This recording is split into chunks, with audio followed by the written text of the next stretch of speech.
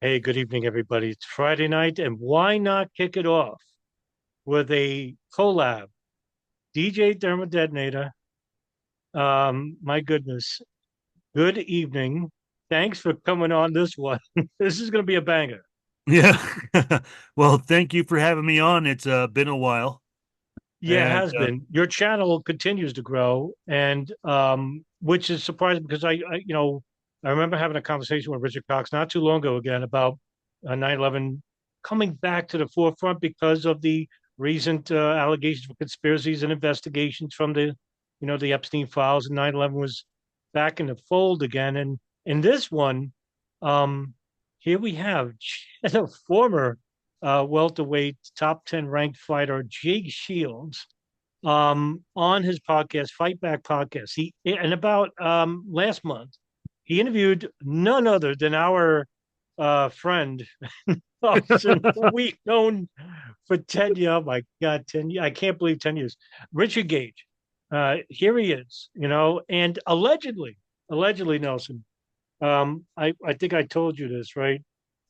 Richard Gage might be asked to be head of an inquiry for the Trump administration into 9/11. Uh, Goodness, Nelson, what do you? oh, that's just insulting. That is just insulting. I mean, like the what? Oh, look at the buildings fall down. I'm like, that tells you everything about 9/11. That's it. Well, he Uh reminds me of the towers themselves. Like they come crashing out and they're stuck there, stuck at ground zero. yeah, exactly. Good point. It's just yeah, good metaphor. Um, Yeah, it's just insulting. Like why not why not approach the law firms that are trying to sue Saudi Arabia, Krindler and Krindler God's sakes. it's just like, hello, there's a bigger thing going on. I mean that's not I mean, even for people who just want to chase after the Israelis and the whole Mossad thing, uh AE 9/11 truth isn't going to do that either. No. No, they're going to stick to their nanothermite bullshit. you know, they're, made in the US laboratory, military grade nanothermite, I'm sure, that's what they're and going to and keep it at. yeah, and first of all, for everybody out there, we have not seen this interview, and we're going to be doing it a live shoot. Indeed, it's going to be a long video. So for those who are familiar with myself and Nelson, we don't do anything short. Uh, so we do everything long. But hey, listen, this is going to be worth it because Yeah. at first I was very skeptical, but after seeing clips, I'm like, well, maybe because they do cover a lot of ground. Yeah. And COVID is in the conversation. And so is, believe it or not, the Greater for Israel project that they've raised this issue, and that's a Jake Shields thing. So, Well, that's another thing I think everybody should also realize mm, on my position is like on my part. I don't really know who Jake Shield is. mm, It's like Adam's told me a little bit already. I've seen very, very short clips just very recently. I've mostly seen him talk on Twitter, and I've seen Adam respond, and I think I've mm, responded to some of his posts, but I don't follow the guy on Twitter. I just see it come up in the recommendations on Twitter and stuff, because he does say a lot of things about Israel, and he says some things about 9/11. A lot of these things aren't accurate from what I can tell. But yeah, apparently he's this, MMA fighter, and I didn't really know, I didn't know until recently, till seeing these clips, that he has a podcast. I didn't know. I thought it was right, just right. some face on Twitter. So apparently he has a podcast, and apparently he's been doing these interviews with certain people. And Yeah, and yeah. according to In what fact, Adams found out, he had Richard Gage. So yeah, let's see it. yeah. And by the way, just before we hit play, yeah, there's not going to be a hit piece on Jake Shields because I'm giving him a leeway because he's not a 9/11 researcher, right? So he's actually interviewing a guy who's a self-professed expert, and that's the guy we're going to be really focusing on, Yeah. Richard Gage. So sit back, relax, get ready, because here we go. As many of you know, I have many controversial guests. Okay, the sound isn't on. Damn it! No, I heard it. I could hear it. Did you? Yeah, I Okay. heard it. That comes at a cost of being demonetized everywhere. So if you want to support the program, go to fightbackpodcast.com And I have all kinds of merch on there, whether it's jiu-jitsu, fighting, political, and other accessories. And thanks for the support. He's got that thing with the ears on. What a lot of those fighters get, that kind of scarring. Wrestling. Richard Gage and your wife Gail also came down. I think she helps quite a And bit. just, So to that, yeah, it's from wrestling. It's from headlocks. Oh yeah. You know, a lot of the blood pressure, a lot of blood vessels pop over years and years. And he's a grappler. He's one of the best grapplers, in my opinion, one of the best grapplers I ever saw. So he was a good fighter. Okay. interesting interview. You're a former architect, right? For 30 something. Still an architect. Still an architect, yeah. And you started the still architects is. for what's organization? Architects and Engineers for 9/11 Truth about 18 years ago. Yeah. And now we're independent with Gail and at Richard Gage 911.org. Yeah, that's where I saw you. I saw some presentations you just did at the Old State Saloon, is it? It was awesome. Yeah, the Old State Saloon in Boise, Mark Fitzpatrick and Casey Whalen got us that opportunity with Mark. Mark was looking for people, and he has thousands of followers, not like you do here, but But still, man, yeah, he's they are invited me up. a I'll go team. up there at some point. And so people that want to get more in depth and see actual presentations can find it on your website, you know, because you gave a great presentation yesterday. Here's more of a conversation, but you're really going in details of the 9/11 of why it didn't look right. And there's all kinds of holes. But well, first let's get into that. What made you start the organization? I was shocked when I heard like 2006 in the Bay Area, San Francisco, Guns and butter yeah. story, right?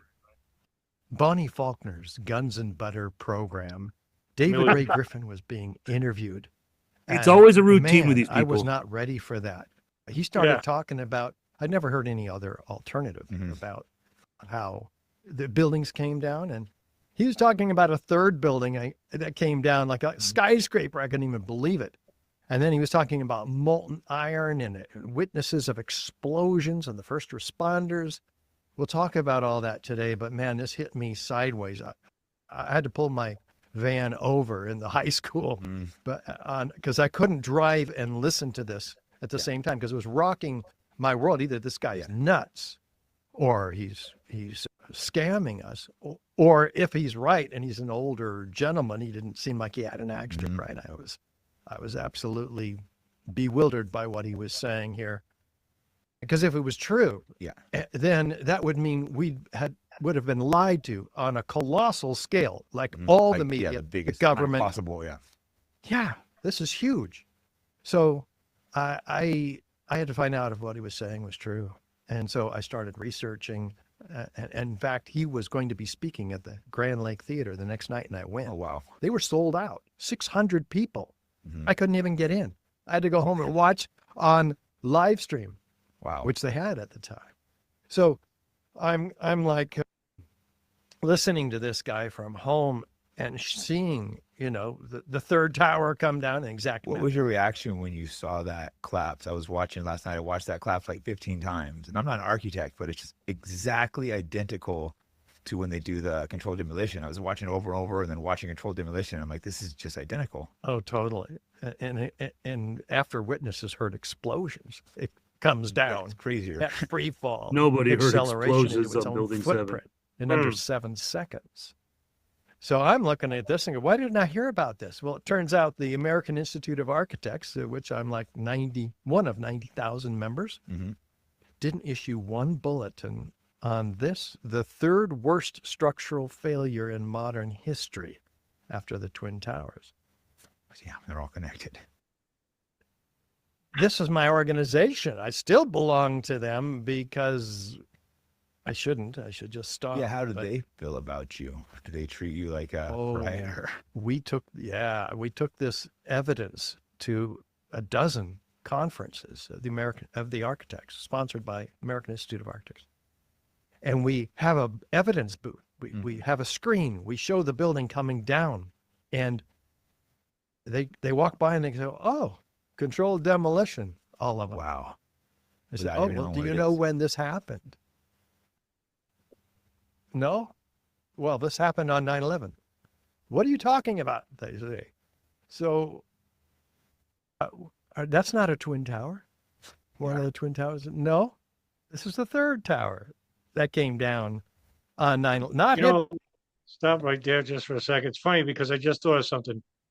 He showed a video and he says that the video, well, everyone passed by the video and says, well, that looks like a controlled demolition. Well, here's a guy who basically thinks that the planes are drones and that no planes actually crashed in the Pentagon in Shanksville.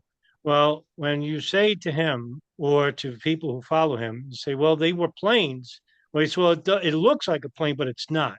So it's almost in reverse. So it's selective. There's a selective reasoning here with Richard Gage in that he wants to see what he wants to see and hear what he wants to hear, not the way, not that he needs to hear or needs to see, as opposed to the facts and the fiction of the case. And myself and Nelson, have had prior discussions with Richard Gage over the years, to the point where it's fruitless, because Richard Gage has basically said to me live on the air once that the troop movement doesn't need the availability of hijackers or the planes themselves. They said that the FBI can make whatever evidence they want.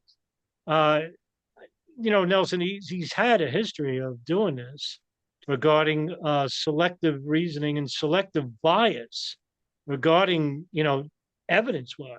Is that a case with him?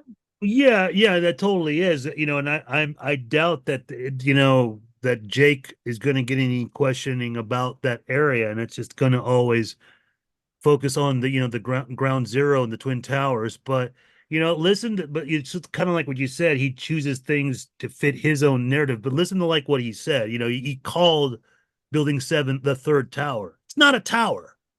It's just a building. Okay, and there are other buildings near it that are even taller. And then saying there were explosives, heard explosions. Nobody heard explosions there. Now, for the Twin Towers, yeah, there are lots of witness accounts that say they heard, but not with Building 7. So he's just pulling things out of his ass like he's always has, and he's just packaging it all up as this whole special ordeal, kind of like how he's typically does. And now, I wonder how much it's going to get into as far as the organization, because he was, they were already hinting at that he's not part of that organization anymore. What's going to happen now? Because now the guy that took over, what was his Roland name? Angle. Yeah, Roland Angle. He died over a week ago, right? Yeah. So, what is the organization going to do now? That's what I'm curious. And because the organization's a fraud anyways, and Gage is obviously comes to that, and he's a fraud, but I don't do much predicting, me, but as far as this whole little thing goes, but I predict that he will probably go back to A&E, or they will bring him back, but I don't know under what conditions that will be. Yeah, let me get your opinion on that, if I may, real quick. Sure. We know that Craig McKee and Kelly David are still there. Kamel Obed, I believe, is still there. So I know McKee and Gage have butted heads before. Do you think and Andy Steele, do you think Gage will be welcome back? Yeah, but that's the thing. He was just on Andy Steele again recently, and I think it was right after. Yeah, Gage was just on Andy Steele, and I think it was it before or it was just like right after, I think Roland Angle died, I believe, or maybe right before. Maybe they already knew Roland was going to pass anyways, but obviously there's still some sort of respect there. But I just can't see how much power a person like McKee really has over the organization. He's just some loser in Canada, decrepit looking one. That Kelly chick, I think she's the one that's really, from what I've been told from inside sources, she's been really problematic with the organization in the beginning. Yeah. So, if something like that, if Gage is going to go back there, I'm sure he's going to want control of things. So, something like what happened in 2020 or 2021 with him being booted out doesn't happen again. Yeah, sure enough. Yeah. So, like, I'm surprised that you said that. When you said that Richard Gage might be coming back to architects and engineers, I couldn't shake that out of my head. I was like, would he really go back there? And then you sounded pretty confident, and I thought it said, that makes a sense. And then I followed up with a message with you. I said, when Engel was the president, they didn't get that popularity that you once talked about, and you were dead right about that. And Gage, unfortunately, yeah, he's more of a social activist and more on social media, and he would bring back the popularity that they desperately need because Andy Steele could do all the podcasts he wants on SoundCloud, but he doesn't got the pull like Richard Gage. No, no. I mean, how many times have you been seeing EAE? Roland Angle or whoever's taking over now. How many times you see them going out and appearing and representing the org? Nothing. It's only been Richard. He's been, and it's just like they're all like Richard Gage, formerly of Architects and Engineers. It's always been that. So it's like, why have an organization and then you don't even have a person, representing out there, trying to get interviews, trying to, and he still doesn't do anything. He's just got free fall podcasts, but nobody equates the organization to him. Nobody even knows. And they still just know Richard Gage, and that's it. By a plane. Yeah, nothing even hit it. It's a fire. Yeah. Has there ever been a building like that that's fallen from a fire? Not one. Not in the No whole world. bullshit. It's not true. That is to say, a skyscraper, which are the Type metal, 1 fire protected. Yeah, Building 7 is steel not a frame skyscraper. structures.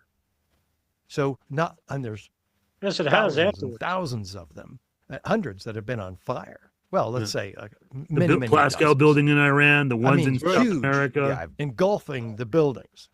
No collapse of a steel frame fire protected structure. This is How many of those buildings were hit by an airplane too? Look, okay, let me just say this right off the bat because I just, made a video explaining, with the 60 minutes, which I want to do with you anyway. But I said to myself, I said that I think, and I'm not qualified in this area, at least I'll admit that much. I think that World Trade Centers 1 and 2 had, their beams compromised, whatever, at the bottom, where their bombs at the bottom. I tend to do believe that, but I can't prove it because I'm not an engineer, my friend. Exactly. I have my opinions, all right? But my opinions mean shit. I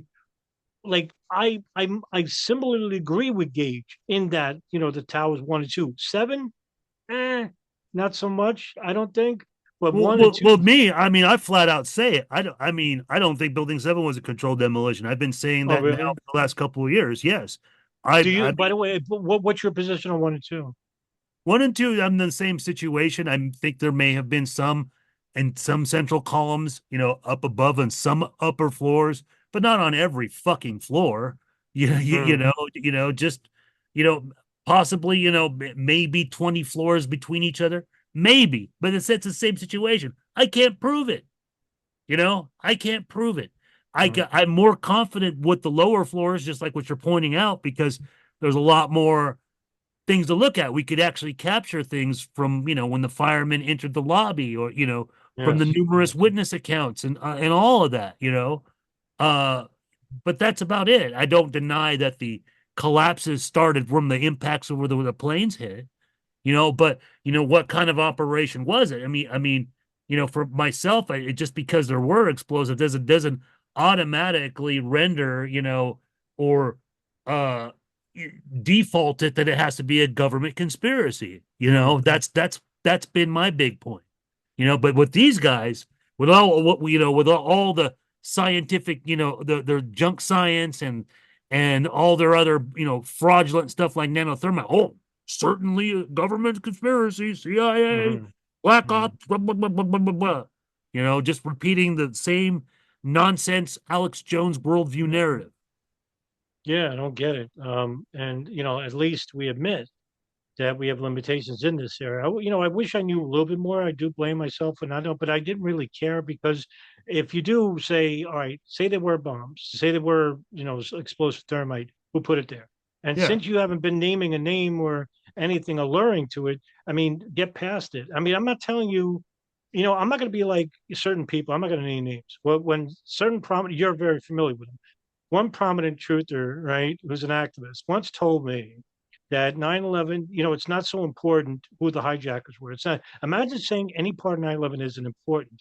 And I think you know who I'm alluding to here. Yeah, In yeah. that, Well, that raises the same point that that I've brought up in my film Boston Logan 9/11. hmm, You can talk all you want about like all this stuff and prove you could even prove explosives were put in the Twin Towers. But guess what? That didn't kill most of the people. The plane impacts killed most of the people. The that's correct. subsequent fires, the heat, the smoke, that's what killed most of the people. The buildings coming down, that killed about roughly around 500, under 500 people, most of them being the police officers Yeah, and the that's firemen. correct. Yes. So this issue needs to be raised to those victims' families, which I do believe a lot of them do think there were explosives and stuff. You're the one that educated me about Ronald Bucca. I'm sure his wife, even thinks that her husband was right, and he ended up dying as a consequence. Anyways, he was completely suspicious that there was, unrestricted access going to that building, that they were going to target it again. Yes. So I do tend to believe that there are people that believe that there were explosives, but they don't want to be part of this crap. They don't want to be part of this whole government thing. They think it's a bigger foreign operation, and that's what I believe. Yeah, I'm going to follow suit with that. Unprecedented. And yet NIST, the National Institute of Standards and Technology, who was tasked by Congress to explain these collapses to the American people, they came up with this collapse by fire theory. We know this has never happened in history, but yeah, you can believe us this time. They have a whole elaborate initiation of collapse theory. It's called progressive collapse, thermal expansion. Doesn't really make much sense. No, it doesn't make any sense. Not only is it completely unprecedented, every step of their complex theory can completely be disassembled in minutes. And we can do that today. How often a building is usually... Well, then, in the case, Richard Gage, how come other architects and other engineers haven't done what you did, like do the science? Don't use Leroy Hussey's study because it's already biased, because you're the one, your architects and engineers funded that operation. No independent engineering company did. The NIST didn't do it. Was it the AEIA or something like that? Institute didn't do it. The largest architects engineers company in the world. But it's like it's only Richard Gage and a handful of these people, and just like there's not many people coming out. And then you use the default position of saying, well, they're afraid to come out. No, Richard Gage, they just don't have that final position that you do. You basically say that it was thermite or it was bombs or a mixture thereof. And they're telling you, no, it was a progressive natural collapse because the beams weakened due to the fire, which makes sense. But even if me and Nelson basically said 1, 2, and 7 came down by natural collapse, does that mean we don't believe in any conspiracy involving 9/11? In fact, I would say, and I'd like to hear Nelson's thoughts on this, I would say that our conspiracies, the ones that raise in pre-intelligence, foreign and domestic, operators and intelligence servicemen, are a lot more damning, and we could be very specific in regards to a massive conspiracy that's covered up because of conspiracies that you propagate without any specifics. Yeah, and then the other thing too is like he's saying that the final conclusion, he says that Congress or the commission, they're the ones that came up with this conclusion of the the fire collapse theory. No, they didn't. It was the mainstream media that did in the immediate aftermath. And basically the commission report and everything else in the third investigation, just followed suit with that. And then they came up with their thermal expansion, theories and stuff to, back that up, but they're not the ones that initiated this fire collapse theory. It was the mainstream media. It was, basically, with the few architects, ABC and MSNBC, I forget the names that they brought on there. They were trying to give a quick,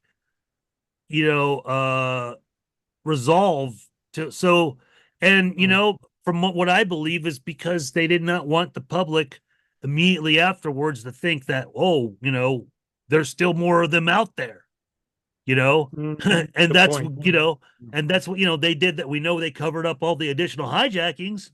They didn't want us to know there were Right. more of them out there, Mhm. right? So they wanted they wanted the economy to return. They wanted the airports to reopen Right. really soon. So that's what it all plays into. And people don't. This organization, the Truth Movement, does not go back and to consider that. They think everything starts with the commission report. No, it doesn't. Collapse like straight down. Don't they usually kind of fall over?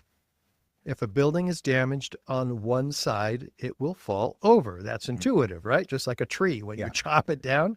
And this building was damaged on one side by some of the beams that hit it when the North Tower went down. We'll talk about that. Yeah. That's completely unusual too. But it was also damaged on the other side, according to NIST, in the northeast side, the other corner. And so there's asymmetrical damage on each side of this building, theoretically, and yet it falls straight down, uniformly, symmetrically into its own footprint. Nope. It splits. And you can't tell the difference. Yeah, between it and I a go. controlled. What were you going to say? It splits. It does not fall all down. It splits. You can see it Right. from the back video, the back end from where the beams did hit. It splits. It hit the other neighboring building. You only see the top few floors, and it has the appearance like it's coming straight down. But when you see it from the back end, it mostly splits. You're talking about World Trade Center 7. Yes, yeah. It's just so insane. It would have to be such a large scale operation. That's why people first hear this, they automatically want to be like, oh, this can't be. And I think I had the same reaction. I was never into conspiracy theories when this happened. I didn't even own a TV. I was just so laser focused on fighting, which maybe that was a better thing. My life was. So it was only the last couple of years I started looking into this a little bit because the operation would have to just be so massive. So it's like, we'll touch this just real quick. Like, what kind of operation they would have to have, like security clearances, and I think that's why people reject it. Well, because they can't wrap their minds around how it could have happened without CNN telling them about it. Right? Like right? Well, let's get into this in a few minutes. Let's go back to the architecture a little bit. Can't we can wait get for into this. some of the security companies. Last night I was digging down these rabbit holes, and it starts getting a little wild. What do you think the biggest, well, besides the free fall, the no fire, what are some other red flags with architecture collapse? With Building 7 in particular, you're saying? Yeah, Building 7. I mean, It's all I about don't know building about architecture, but that's the one I it. watched over Nothing and over and else. looked the craziest Yeah. to me. Yeah, the building Well, that killed no. you have to also look at the abundant examples of foreknowledge. People knew about this in advance of the Oh, here building's we go. collapse. There's like 10 examples. Yeah, It- here's one you might know some more. I was looking yesterday and I saw there was massive shorts on That's United and American. Those are the two airlines that were hijacked. It was literally, I think it was September 10th and 6th they were placed. Yeah. Billions of dollars for what those stocks dropped in half, and Wasn't billions. it's absolutely No, it insane. When I wasn't saw it, I was billions. like, what? And I couldn't. I'm not sure who placed them. I was having a hard time finding that. Do you know anything about this? Or Oh, yeah. The 9/11 Commission investigated this thoroughly. And and we're not talking about, no wrongdoing. They did, I'm Thoroughly. sure. Yeah, on September 10th, so many billions of dollars. and we're talking about the Twin Towers now. We jumped the line over here just so everybody can follow us. But they were looking for ties to Al Qaeda with regard to these put options. They couldn't find them. So they said, well, it wasn't insider trading. Well, who did it lead to? Who did it lead to? The Deutsche Bank, Deutsche Bank. Swiss Re, Wait, Alan Dulles, Dulles, stop former right here. CIA Yeah, all right, director. yeah. Oh, Yeah, but when he was saying about this Al Qaeda thing, and I'm surprised he brings that up because I actually use those news clips. But yeah, there were some insider trading was happening in the European market, and it was they were specifically for holding for insurers of the World Trade Center, that they were going to profit if it completely destroyed. So, Richard is completely avoiding that and is just going to the small insider trading on airlines now inside. When the bigger thing should be pointing out and focusing on that. Why were they reporting that in the beginning days? And it was coming out of German banks. It was coming out of in Munich, in fact, which we all know about the Hamburg cell. You know, Correct. we all know that that's going on. And it was also in Spain, too. That's a bigger deal. And there was more reported of insider trading, more things going on with the European market than just this little bit of that. And it's just like, yeah, there may have been happening, you know, on American Airlines and United Airlines. But was there also insider trading going on in Delta or TWA? Because I bet you there was. There may have been if that was a situation because, well, all the other airliners were targeted basically, Yeah, right. but they don't want Um, to talk about that. They don't know how to talk no, about that, you know?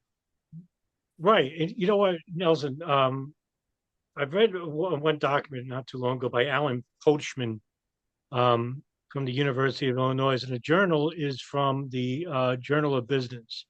And I forgot the year it was published or whatever. It talked about the put options, where many observers where they maintained that the AMR and the American Airlines and United Airlines, their put option activity leading up to September 11th constitutes that there was like strong evidence that there have been, as Richard Gage says, advanced knowledge of the attacks. But what they found out was that yes, he's right, that they were looking for Al Qaeda and bin Laden, but that wasn't the case. And in addition to sophisticated option market participation, they found that this investigation was basically left out in the open. Now, here's the thing. It ain't so much of a conspiracy because nobody collected on the money itself. It was actually left in the account. And the FBI found that there was no reason to go further. But it is interesting to me to note that they didn't mention the person or company that, or number of companies that put up these put options, but it wasn't in billions as Jake Shields put Yeah, it. it wasn't billions. No. It was like a couple of million, and it wasn't Yeah. even that much actually, but it was enough, and it raised eyebrows. And it is a little bit suspicious, I would say. But I was looking at this further, Nelson, about a couple of weeks ago, regarding this, and I found out that it wasn't so unusual about the put option activity involving the airline industry, specifically United Airlines. But on that day, there was more activity.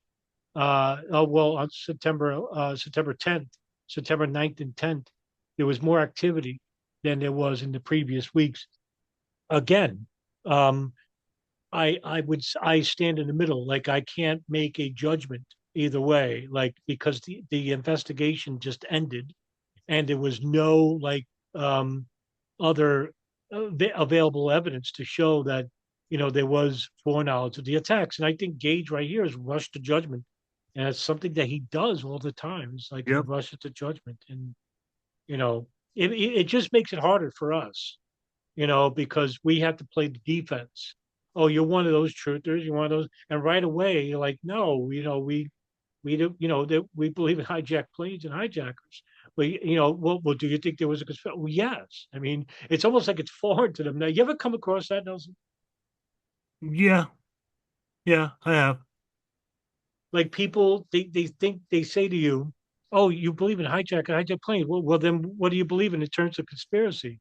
And then it's like it is hard a bit, right? Well, To talk about. I had that situation, you know, when I was interviewed. I did the presentation for Boston 9/11 Truth, Ah, and one of the guys was basically saying, "Well, you adhere to the official story," and I'm like, "Well, you basically support." I go, "Wait a minute." I'm like, I'm telling you there were more planes. I'm telling you that they weren't using box cutters. I'm telling you that some of the hijacker identities may be wrong and there may have been less or more on planes. I'm telling you Mossad's also involved and had foreknowledge. How is that supporting the official story? really? I'm like, are you people out of your mind? I mean, I couldn't believe this guy because I'm like, it's just that's all it is. It's just, whoa, you got to agree on the Twin Towers and nanothermal and build a 7. No, I don't. Yeah, because 9/11 doesn't center around the towers. No.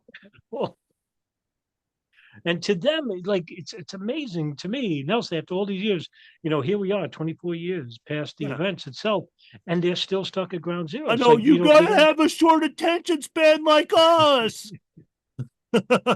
owner of the Deutsche Bank. So, well, why isn't that a problem? It just got swept under the rug. In fact, the 9/11 Commission didn't even report on this collapse of Building 7, though they were tasked with telling us all about the events of 9/11. This is a central event. It's part of the World Trade Center complex. It was developed by Larry Silverstein in the mid-'80s, and then he acquired the entire complex just 6 weeks prior to 9/11. And it went from Port Authority, public hands, to private ownership. We put a whole bunch of terrorist insurance that had never been on the towers and made out. False. Yeah. Something myself and Nelson have been investigating for many years. First of all, your theory falls apart, sir, on the fact that, yes, there was terrorism insurance put it there in August of 2001. But why is that, Nelson? That's because, well, Lucky Larry barely bought the building and like won the bid like in April. Bingo. Yeah, yeah. And the most important thing is that part of Richard Gage's claim is like, well, a building like Building 7 may have taken 6 months to rig for demolition. And then, for the Twin Towers, it may have been 6 months or a year. Okay. Then you can't blame Larry because he didn't own the building when that started. Bingo. Bingo. That's it. Like drop. By the way, the company that won the bid was Vornado Realty. Yeah, Vornado. And, I think there was you know the name. Yeah, it's like with 3 million. They like, well, Silverstein was like under 3 million less. Yeah, that's right. That's right. Yeah. And it was discrepancy was about some type of insurance that the lawyers couldn't agree on, and because Silverstein lost the bid, and because Vornado Realty opted out, he won the contract. So that goes right to Nelson's statement he just made clearly regarding Gage's 6 months bid for. By the way, it wasn't even Silverstein's building; it was Port Authority. Yeah, exactly. So his theory falls apart if it's going to take that long to wait. So that means he would have to say that the Port Authority was also in on it at some level. Yeah. Yes. So that was the whole issue regarding, and why was there terrorism insurance to begin with? Maybe it's because Silverstein Properties and others who also bidding that you never talk about. It wasn't just Silverstein Properties, it was others. He was the main insurer. But 93, something that you never talk about, was the first attack on the World Trade Center. And if I'm insuring a building for millions and millions of dollars, I'm going to make sure that my buildings are insured for terrorism. Yeah, especially with that reputation, that history. You would think, and all throughout this, the years, the World Trade Center used to have daily threat matrix reports regarding their intelligence services. I mean, Rick Scorlo, who headed the security apparatus Center, and also Dean and Witter, basically held meetings where he basically said the attacks, World Trade Center still a threat. Hey, just like I covered in my 1993 film, they made it clear, they were going to come back for it. We'll come back again. It was part of one of the letters that Nadel Ayad had written, and it was in his computer. It was in his printer thing, and it didn't even come out. But he was going to say, we missed this time, but we're going to come back. So, yeah, I'd get insurance. I think so. He had only invested $15 million of his own money and leveraged that to $125 million with Frank Lowy, his partner. Mm-hmm. Interestingly, he was part of the Haganah terrorist group. That's true. Foreign country. Another foreign country. We can't really talk about them too much or pull it off YouTube. Yeah. And finally, he says, after so many years, he finally says that. Which, don't get me wrong, I used to that made me really believe in the whole property management conspiracy because he was Haganah. But here he is, finally saying it now because, well, I know that Jake Shield is a little bit more controversial. He'll talk about Jewish terrorism, Israeli terrorism, and stuff. So that's he's going, but it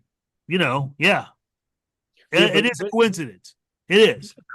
Correct. But the thing about Jake Shields is that he tends to go overboard sometimes regarding Jewish supremacy. Yeah, And he Jewish does.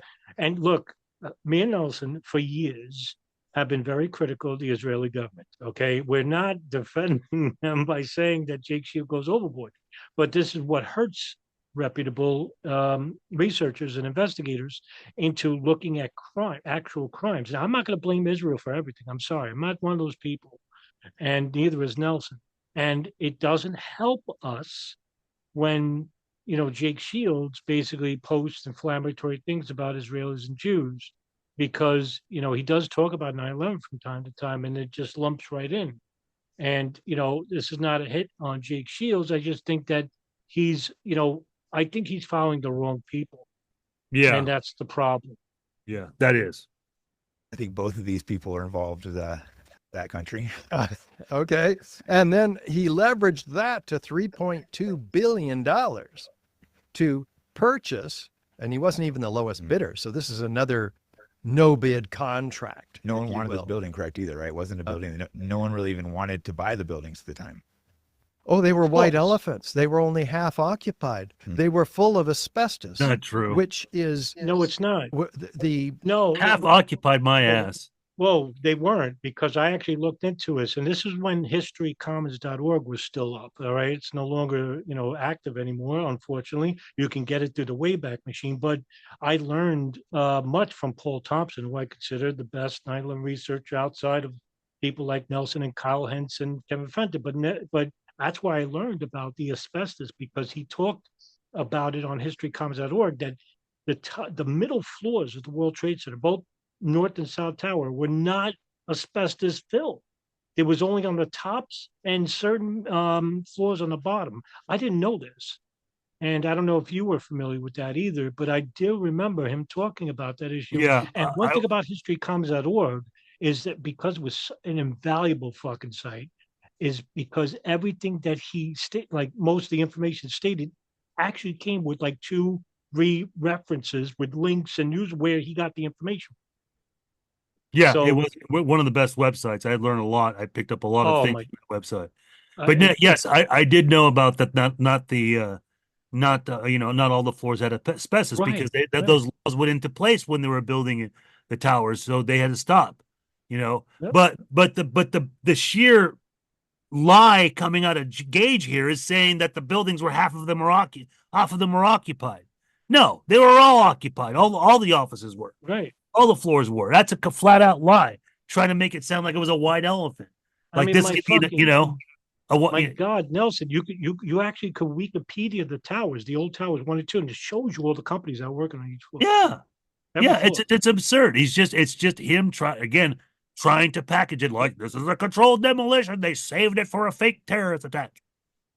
the city of New York was requiring the Port Authority to comply with federal regulations and abate that asbestos, but that was at least a $5 billion project. So so it didn't make sense. Why would Larry Yeah, spend cost $3 more than the billion buildings, right? on a white elephant project, knowing that it needed another $5 billion to abate the asbestos? Did he know his Ridiculous. free asbestos abatement would be coming on 9/11? I think he made over $4 billion. He made off this.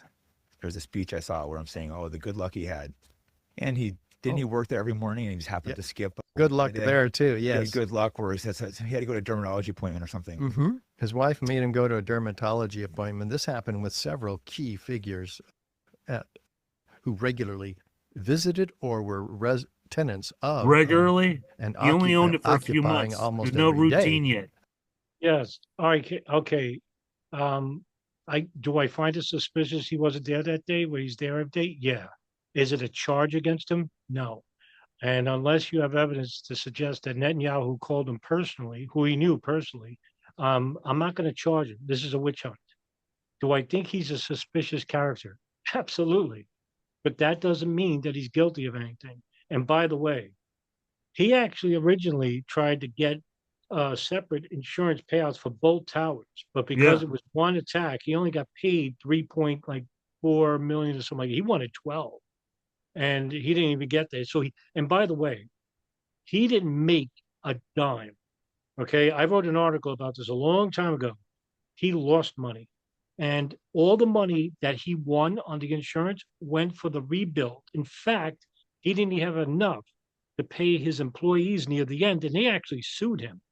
And also, he had to relinquish rights to One World Trade Center. And he owns the other areas, but he doesn't own all of One World Trade Center. So he lost a lot of money on those attacks.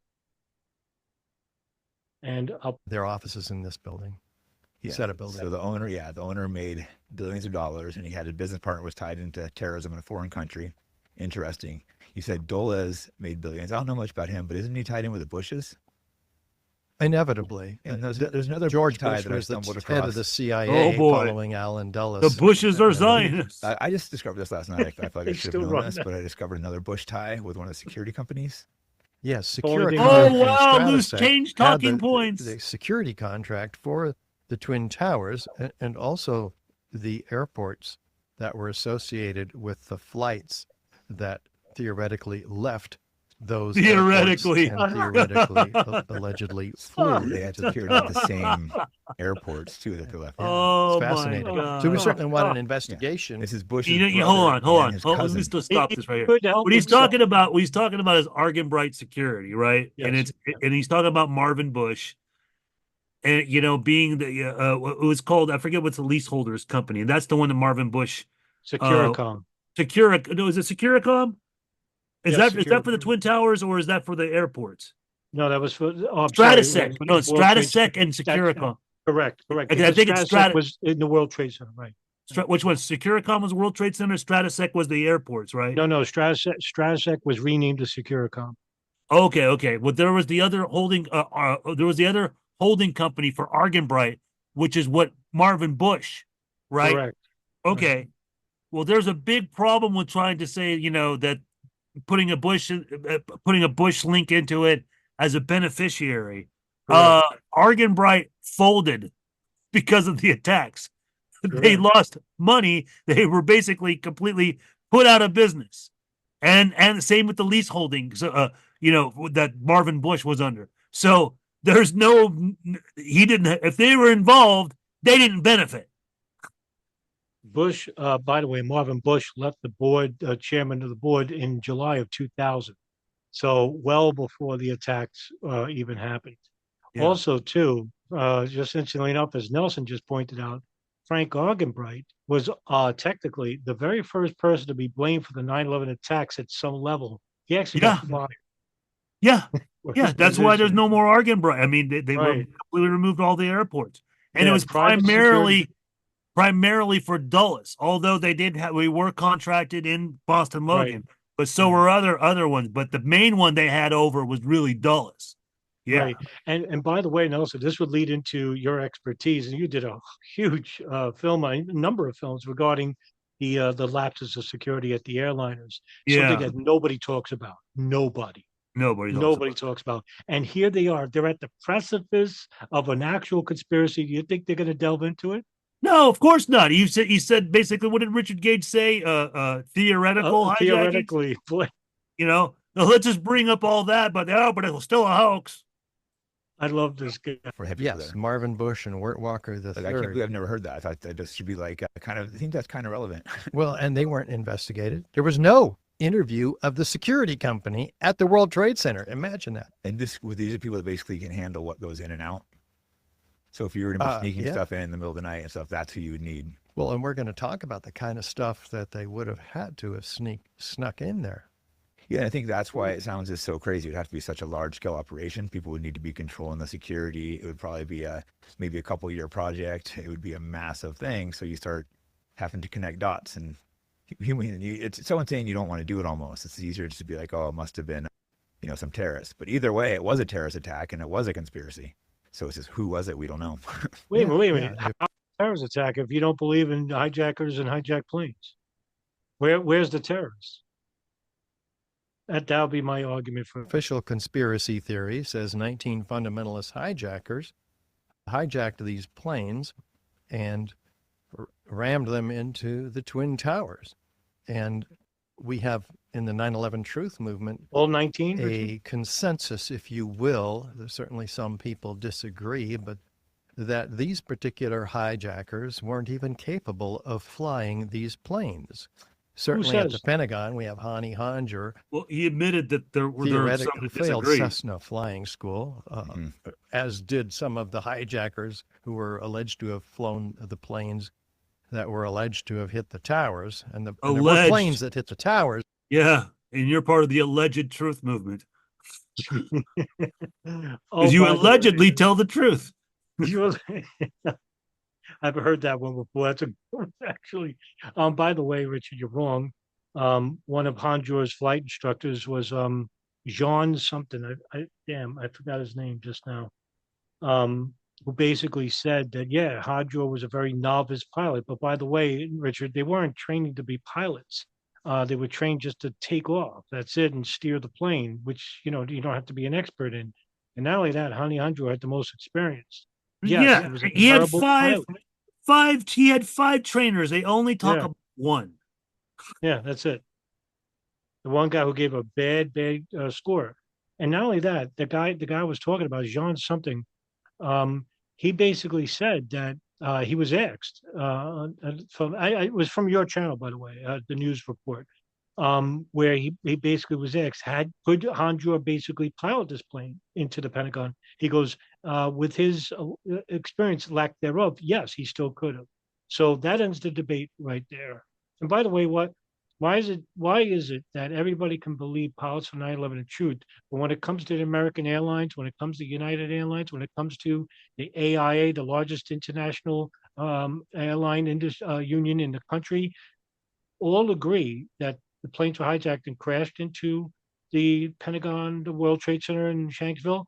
Where's the big outcry? Where's all these pilots? Basically, hey, they can't do this. Well, Where are look, they? look what happened in Seattle just not that long ago. Some like 25-year-old, 26-year-old mechanic didn't fly the planes, just mechanic. He grabbed he backed one of the planes up, got into it, took off, flew and did loops, and then he ended up crashing. He was even communicating with the air tower and all that. Hell, even another story happened and not very reported, and was like in Florida. Some young guy barely learning to fly was in a Cessna. He hadn't even took control of any of this stuff yet. His pilot teacher, his instructor, ends up having a stroke in the plane, right? Oh, I didn't know. Yeah, and he had to take over and he landed it. Wow, did he really? Yeah. Oh, I didn't know that. They saved his instructor and stuff too. So the people are exaggerating exaggerating piloting skills, or the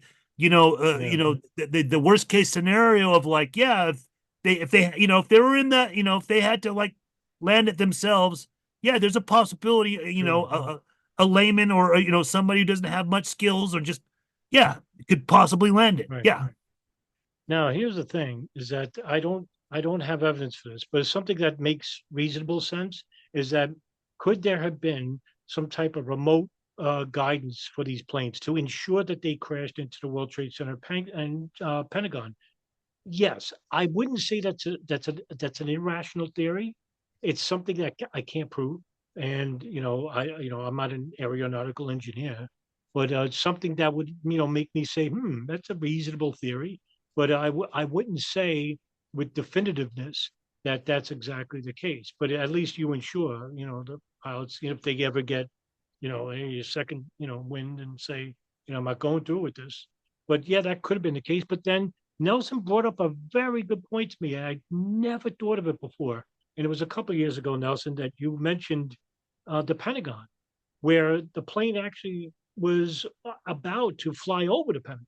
And then he backed around and lowered the descent. I said, that makes a lot of sense, because had that been remotely controlled, they would have gotten right the first time. There would have been no loop around. Okay. Yeah.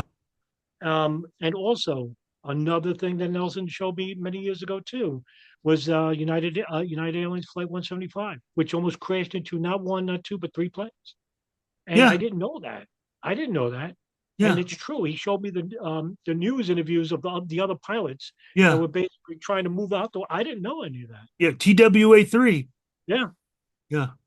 Was one of them. Yeah, yeah. It's just like, look, I don't doubt, like, GPS, some kind of, because there is reports that they were buying, some of the hijackers were buying some kind of GPS equipment. Like a homing device. Yeah, maybe to guide themselves within the vicinity. But once they're in the vicinity and they know where the target is at, they can just crash. They can just drive right into it. You know what I mean? Right. Yeah. These aren't small structures by any means either. No. Yeah, definitely. But most of us agree that these weren't civilian aircraft, but outfitted military aircraft that were capable of flying over 500 miles an hour at sea level, which is very difficult, if not impossible, for civilian aircraft to do. And hitting a 200 foot. Well, wait a minute. Oh, man, he's going down this road. All right. No. In fact, again, going back to Nelson, he brought up the issue of, and he did a whole thing on this regarding Jason Burmis about show me a plane crash that looked like Shanksville.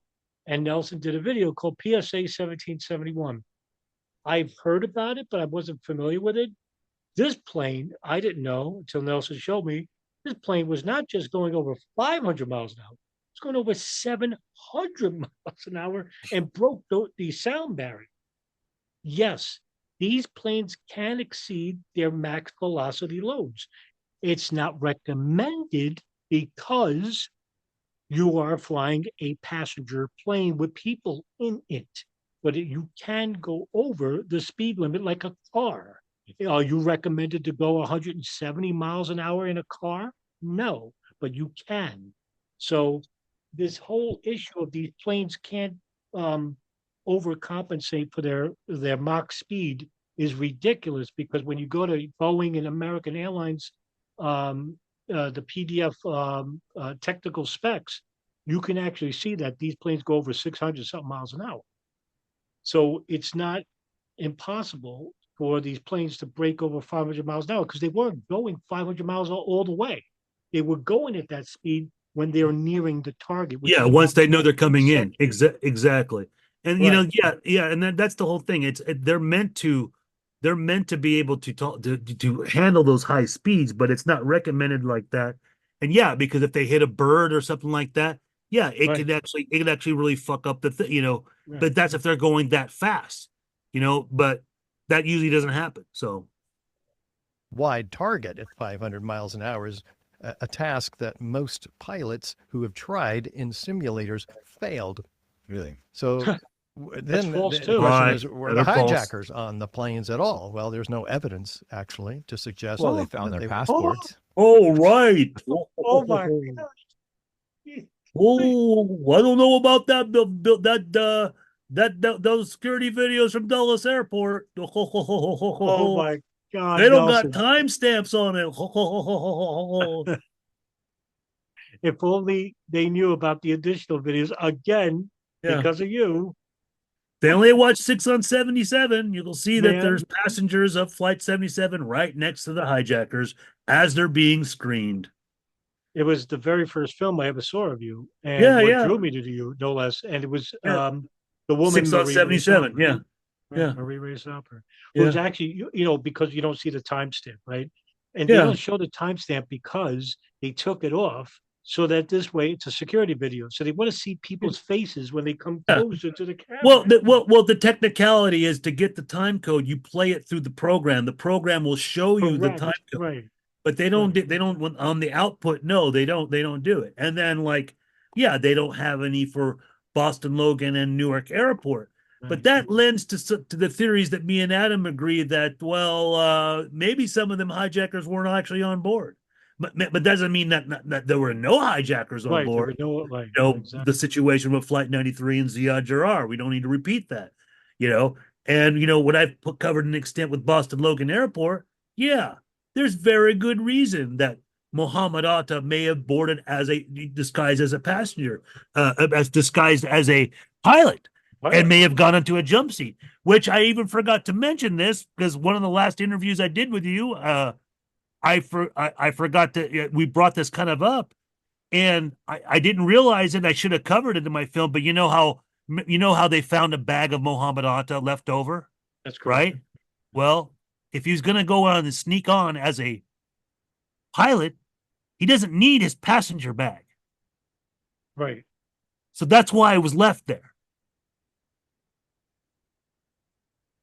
You would think they know this stuff, like at least a little bit Yeah. of this stuff, but this is all basic like conspiracy nonsense. It's easy to disprove. Yeah. So it really just flies in the face of these people being serious. Not Jake, but Richard Gage, in terms of being a serious researcher. But we can't blame Shields because he's saying he's only gotten this for a couple of years. Right, No, Gage right. is career now. What is it now? What it was 2025. So he's been at this he started the Oregon in 2006 or 7. Yeah, So he's 20 been years. at this for 18 years. Yeah. And he's still I mean, what's repeating the his same excuse? bullshit. Right. Yeah. Yes, the FBI conveniently found the passport of Mohammed Atta in the dust down below. so it among the melted millions No, of it's other the Tom pieces. melted Al-Sakami. the planes and the steel beams. By the way, who was it, Nelson? Satam al-Sakami. That's correct. That's who they found the passport. But there is a report that they did find an Anta passport, Yes. and it was a Yeah. Conch Republic, but that's according to Wayne Madsen's book. He says that that's what they found additionally, but he's wrong because officially the one they've got in the Zacharias trial exhibits is Satam al-Sakami, which That's correct. is, according to some of the phone calls, because of where he was sitting at, he used a gun, and he may have killed Daniel Lewin. Right. And by the way, that's something that no one ever talks about. And if you want a real conspiracy, that's something that Nelson has covered extensively regarding weapons on planes. It's how I met Nelson regarding our discussion regarding a CNN article just happened days after 9/11, where they found knives and Yeah. box cutters and even a fucking bomb underneath the seats in the back of food trays. Who are these guys? Right? Yeah. You would think, oh, wait a minute, there's a bigger conspiracy involving not just 19, but maybe even fucking 50 or 60 Yeah, people. the Bojinka plot coming into fruition. Yeah, and, Which is the reason why we actually started really talking, is because that's right. we both That's acknowledged right. that was real, you know? Yeah. It's an official, but the passport survived. This is the official narrative. That's like so insane that they just pass this off that somehow the passport survived. What do they make those passports out of? And they say to By the way, if you don't realize how like physics works, light objects like paper and nylon, which the plane's made out of partly, can survive an explosion. If you, by the way, what is the first thing you see when the World Trade Centers were hit with planes? Paper. Wow. Flight 93 was carrying approximately 28,000 pounds of mail, and they found this all the way up to Lake Indian something or something like that. 6-7 they miles also- away in some Right, place. it's way far away, and not Yeah. even that. They found ID cards of other passengers on the plane. Are you going to say Yeah. they were all fictitious? All intact. A lot of the times they were intact. Some of them Yeah. weren't, but some of them were. You Yeah. know? C.C. Lyles was one. Yeah. melt the Yeah. jet fuel. Yeah. What's can jet fuel melt steel beam, do you think, or is that ridiculous? Jet fuel is kerosene, burns in open air about 600 go. degrees Fahrenheit, which is about the temperature of most office fires. Maybe I should just Steel keep doesn't it melt maybe until about 2,800 degrees Fahrenheit, call Oh. it 3,000 degrees Fahrenheit. That's more than 4 times the temperature jet fuel can get. The issue is that we have using the all same pictures all these kinds of evidence, abundant evidence throughout the World Trade Center aftermath and before the towers collapsing of melted steel and or iron. This is Whoopie-doo. absolutely key because there's no Whoopie-doo. accounting in the official narrative whatsoever for all this molten metal seen pouring out of the South Tower minutes Yeah. prior to its Was collapse it molten Really? metal? at the point You of tested plane it impact. So right this there? says, oh, that must be aluminum from the airplane. Well, aluminum doesn't glow bright orange and yellow in daylight conditions. What does? Iron molten iron is the byproduct of thermite. Thermite is an incendiary used by the military to cut through steel. Just to go back, I want to show you something. All right, if you're not familiar with New York and the World Trade Center, this is not iron, actually, steel. underneath the what they call the skin of the World Trade Center are iron beams. Okay, if you ever watch old videos of the World Trade Center being built in like 1969, 1970, you'll see how there's like they're like reddish orange, very dark, and those are the iron beams. It also makes up for the core inside, but also underneath this aluminum. This is all aluminum. There's some iron, but it's mostly aluminum. All this right here, but underneath it is the iron itself. So NIST says, oh, that must be aluminum from the airplane. Well, aluminum doesn't glow bright orange and yellow in daylight conditions. What does? Iron molten iron is the byproduct of thermite. Thermite is an incendiary used by the military to cut through steel like a hot knife through butter. So and molten metal was found in the Palacio building fire in Iran. If it were thermite, we would. Right, Nelson? I didn't know that. Yeah. There's molten. Yeah, there's molten metal found in all over at the Palacio building fire. I can show you the video. I was just Nelson. I just thought of something, and it is again from you again. Years ago, when I read 1,000 Years for Revenge by Peter Lance, they talked about, and you spoke about this before, at the bottom of where the bomb went, like at the very bottom of the crater. Yeah, there's lava. Yeah. One of the firemen said it looked like the mouth of a volcano. Yeah, lava. That's a result of a urea nitrate bomb. You know, that's due to the firemen not being able to put out the blaze even till the next morning because it was burning so hot. It was so hot, right? Yeah. They don't want to talk about the molten metal. Yeah, it melted an entire car. Thank you for reminding me. Yes. They don't want to talk about those conditions because they know nothing about it. They've not studied the first attack. I was just going to say, I don't think I've ever heard Gage mention 93 at all. Never. No, he'll repeat Alex Jones. He'll repeat that they I have it on my film. I put it on one of his interviews he did with some guy out in the Central Coast. He was repeating the same thing that, they had their own informant involved in the terrorist circle, which he's alluding to Imad Salem, which is not true. He's just repeating the same Alex Jones nonsense. Problem with these idiots. Looking for the components of thermite, which in its ignited state is molten iron and aluminum oxide ash, which we see trailing in thick white smoke clouds, these steel sections during the collapse of the Twin Towers ejected laterally at 80 miles an hour, clocked by physicists, landing 600 feet in every direction and a 12 to 1,400 foot diameter around each tower, equally distributed. This is not a collapse whatsoever. So they're trailing thick white smoke clouds. Well, think about it. Building is damn half-mile time tall. Is not flammable in office fire conditions. Why is the steel? Building, it's like, compared to what? Compared to what? Has the Sears Towers ever collapsed before? That's the only thing you can compare it to. Exactly. Richard, I doubt you'll ever see this, but those towers were 110 stories. Where do you think the debris is going to go? Exactly. By the way, there was a 6-block radius approximately around the towers, north, south, east, and west, where the debris piles varied in height. Some were like 11 stories, some were just 4. But it basically, all the steel and fucking force compulsions coming down because the floors are pancaking one another, forcing, ejecting.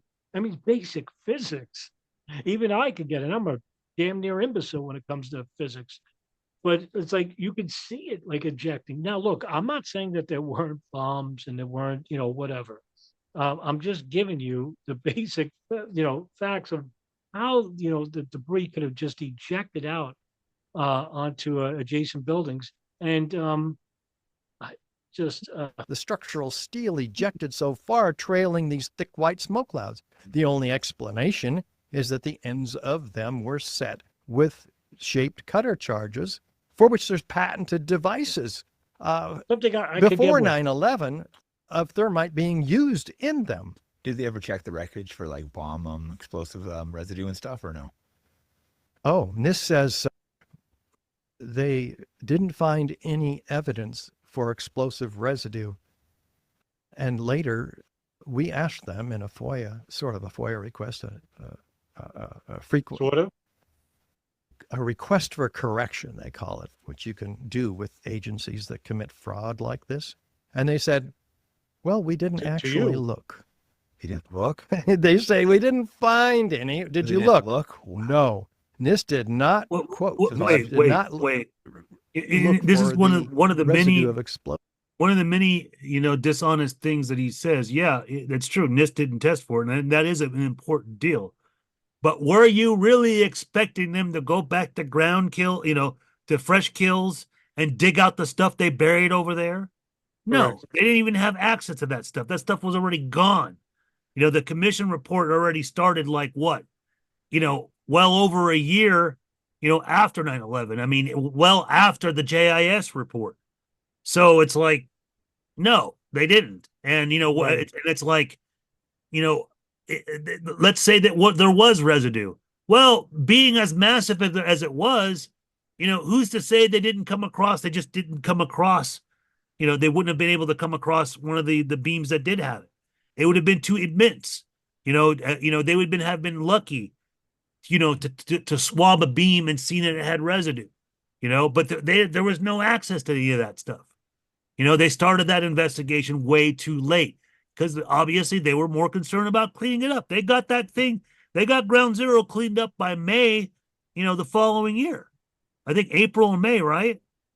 Yeah, 2002. I'm not sure. I'm not Yeah. sure the month. That's when they did. I'm pretty sure. Explosives or thermite. They can say they didn't find it because they didn't look. Yeah. They didn't look at any of the buildings that collapsed. All three of them, the World Trade No. Centers and the. Correct. They did not. That's insane to me. Well, if they looked for it, they might have found it. No, And they didn't want to find it because their job was to cover up the explosive demolition of all three World Trade Center skyscrapers on 9/11. who led the That's investigation? we had to you know? cover up Yes, building Sean 7, Sumner, even though all who the is news a recorded structural it and saw it engineer, all. It was all and broad his daylight. sidekick, well, co-project leader, official name, John Gross, who publicly denied the evidence of molten iron, and yet there's pools of it. The structural engineer himself, Leslie Robertson of the World Trade Center, says there's a river of steel flowing down there. The first responders say flowing like lava from a volcano. They're freaked out. They've never seen this. Of course, it can't even happen in a normal office fire. And again, jet fuel doesn't burn anywhere We near just talked about it. hot enough to melt steel. So there's no other explanation other than thermite. So we'd be looking for other. What would be the explanation for 93? Would you say that was thermite too, Richard? Yeah. Yeah. Ramsey Evidence Youssef of thermite. used thermite Right. in the rider truck. Dur, dur, dur. Thermite.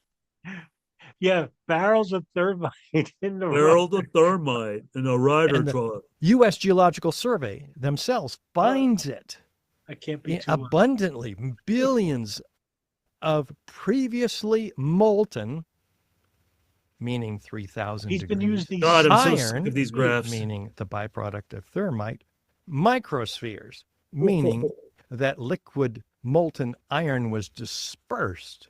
And we just and happened to get then these samples in aerosolized the 2006. Yeah. Has it been? Yeah, that's when it came up. It's like, oh, we got these bags of dust. No real chain of custody. Just came from some people who said that they kept it and they had it in bags or whatever. Yeah. And then some of it is not even concise because then some said that, oh, we collected it off of that cross beams too, and oh, that's a big old fraud about how that's collected with Stephen Jones and all that. Yeah, I was just going to say, wasn't that Stephen Jones? Yeah. That'd take me too much time to explain, and I can reference a forget video. it. And Guy who did that. by the way, we still got an hour and 10 minutes left. We may need to like just 4 because I'm getting really tired of the redundant stuff. I just want to get to the greasy stuff of him saying, the stuff that he says because we know too much of this the routine he's always going to do. Yeah, I could fast forward a lot of parts. Yeah, well, when you can tell when he's doing They it. just form themselves into spheres. So that's how they got spherical during their liquid state. And then they cool and they fall, billions of them, all the samples. They didn't know where they came from. They wouldn't even guess. I'm going to would you This is incredible. So fast forward this part? Yeah, fast forward that, please. Right. So because they can't even afford to look at the evidence, much less sign the petition, because where are the architects and engineers for 9/11 truth? They're gone. They're not in action. Mm-hmm. This fell on my shoulders. I'd never given a presentation. I'm not an activist. I'd never done a PowerPoint. Yeah. All this I had to figure out, and it took me 18 years dollar signs. Get, to where I could confidently give a presentation. And that's what we did the last 3 days on the big Northwest, Southwest big mini tour. Yeah, no, watching you agree to agree. So it probably wasn't something you wanted to do. You probably felt like obligated to. It's not like all of a sudden you're like, oh, I want to start this organization. And so you see something, you just felt like called to do it. Yeah, I was, there was no choice, Jake. Mm-hmm. I mean, it was like, I don't, at some point I got really angry. Mm-hmm. I mean, I have been lied to on all the American people and people around the world have been lied to. We've invaded Iraq and Afghanistan, killed 2 million people, and all because, well, chiefly because of the destruction of the Twin Towers, cultural icons having been destroyed in the. We didn't go to Afghanistan and Iraq for overbuilding 7, dude. Yeah, it's interesting you mentioned that. It's a good point, by the way. Interesting point, Nelson. He does mention that the reasoning for the invasion of Iraq and Afghanistan seems to allude that they attacked these 2 great towers. We didn't go to war. In fact, it was only when the Pentagon was hit that was exactly. Then it became an act of war. Yeah, right. Because it was already targeted back in 1993. We didn't go to no war after that. We didn't go bomb Pakistan, even though they were holding all the terrorists involved. Oh, and they were doing that for 9/11 too. How nice. Oh, by the way, RG a boss, anyone? They're like, exactly. What happened from all this? Like people say, what is the reason? You just kind of nailed it. This war, the war machine. You look what happened after that. The war on terror. Mm-hmm. It was already pre-planned. Like there's already pre-planned countries to attack. Trillions of dollars. Let's talk about that. That's an important point. We've spent $6.5 trillion actually, and that's the minimum. There's probably a lot more with all kinds of other ways it affects us. 2 weeks after 9/11, General Wesley Clark was told by one of his generals that used to work for him in the Pentagon that he just got this paper from Rumsfeld at his office, and it said, and he's saying this to Amy Goodman on Democracy Now. And he said, yeah, 2 weeks after 9/11, he says, I just got this paper. We're going to take down 7 countries in 5 years. And what Clark says, well, why? He says, I don't know. It looks like every problem, if you're a hammer, every problem looks like a nail. We're good at taking down countries, so that's what we're doing. Yeah. And he named them. Yeah, what countries are those? Syria, Iraq, Somalia, Lebanon, and I don't know if Egypt's Iran, Sudan. Iran is the last one. That's the last one we haven't gone to war with, right? Isn't that ironically, is that Iran's the last? It's pretty much but they the last they brought up one. Libya. That's just sheer insult because it would be not too long afterwards that Gaddafi becomes the most cooperative. Having his intelligence agencies meet with ours to get the names and information on the Libyan Islamists and anything that they may have known. And what a travesty! But yet he was taken down, and that's where we basically kind of discovered ISIS, even though we kind of should have known about it already, ahead of time. And yeah, now you see Lebanon, now it's in a mess. Same time as Syria is now, was Sudan one of them too? I think Yes, it's Sudan was one. surprisingly that never gets touched, and that's one of the most active of all places. Of all the militants, Yeah, yes. Yeah. yeah. You raise an interesting point. By the way, all those countries, for the exception of Somalia, never had a militant problem. And it wasn't until the U.S. West, Israeli, and the Gulf got involved that most of those countries that he just named, Syria, Lebanon, Iran, Iraq, now have a militant problem. And it's only because we created the vacuum for it. I'm not saying we created these groups, but we created the atmosphere for these groups to exist. Yep. And that is because they looked at the West, they looked at the social Arab governments as a failure and too corrupt or whatever. But when the United States got involved in military intervening in these countries and even supporting the Islamist groups like they did in Syria to overthrow Assad, is when we saw a rise in Islamist activity. And isn't it pretty coincidental that the countries like Israel and the Saudi Arabian government were never attacked by any of these Islamist countries? Now, you may have sporadic attacks like a lone gunman wolf type of thing, but we're talking about international terrorist attacks. Al Qaeda had never attacked Israel inside Israel, No. or they tried with Saudi Arabia, but the United States, yes. And it's really interesting to know because Bin Laden and Abu Bakr al-Baghdadi, the Caliph of the Islamic State, Abu Musab al-Zarqawi, never said in any videos. They always claimed that they hate Israel, but they never directly attacked No, they never do. as an organization. It's interesting to note. Yeah, yeah. Yeah. On the list, and boy, are they trying. They're trying. Yeah, there's a heavy They have push been to go to war with Iran. provoked by Israel. They've been provoked by the U.S. Cheney talked about a false flag operation, which is, of course, what we're talking about here with regard to 9/11, where one country attacks itself and blames it on another country, manipulating its own people through propaganda to go to war and support the troops. But the real goal is to achieve what the Project for a New American Century called regional hegemony in the Middle East, one of their main goals. This is before 9/11. This neoconservative think tank wanted to do that and have a vast increase in the military budget and fight simultaneous wars, plural. But they said, absent a catalyzing and catastrophic event like a new Pearl Harbor, these goals will likely take a long time. So yeah, all these wars were pre-planned along with the Patriot Act, which took away our rights. So this is it wasn't the Patriot Act like a day or two later, which is this long thing. Thousands of Yeah. pages that nobody had time. But they to were already read, talking about it then. But which they, were you're rushed right. through. It wasn't Actually, until Biden, the most recent presidential sellout, had a big hand in writing. So I wonder who this benefits besides America. Any country in particular, do you think? Well, this group of neocon think tanks, half of them are dual citizens. They're not even full citizens of this country. They hold dual passports for the country that's our ally, I assume. Well, so how do they? What loyalty does a dual citizen have to their other country or to America? I mean, you got to ask, especially since the Yinon plan that came out in '82, guiding the Israeli policy, established some very similar, if not identical, goals, including the balkanization of surrounding Arab states and the taking out of Iraq and Iran, which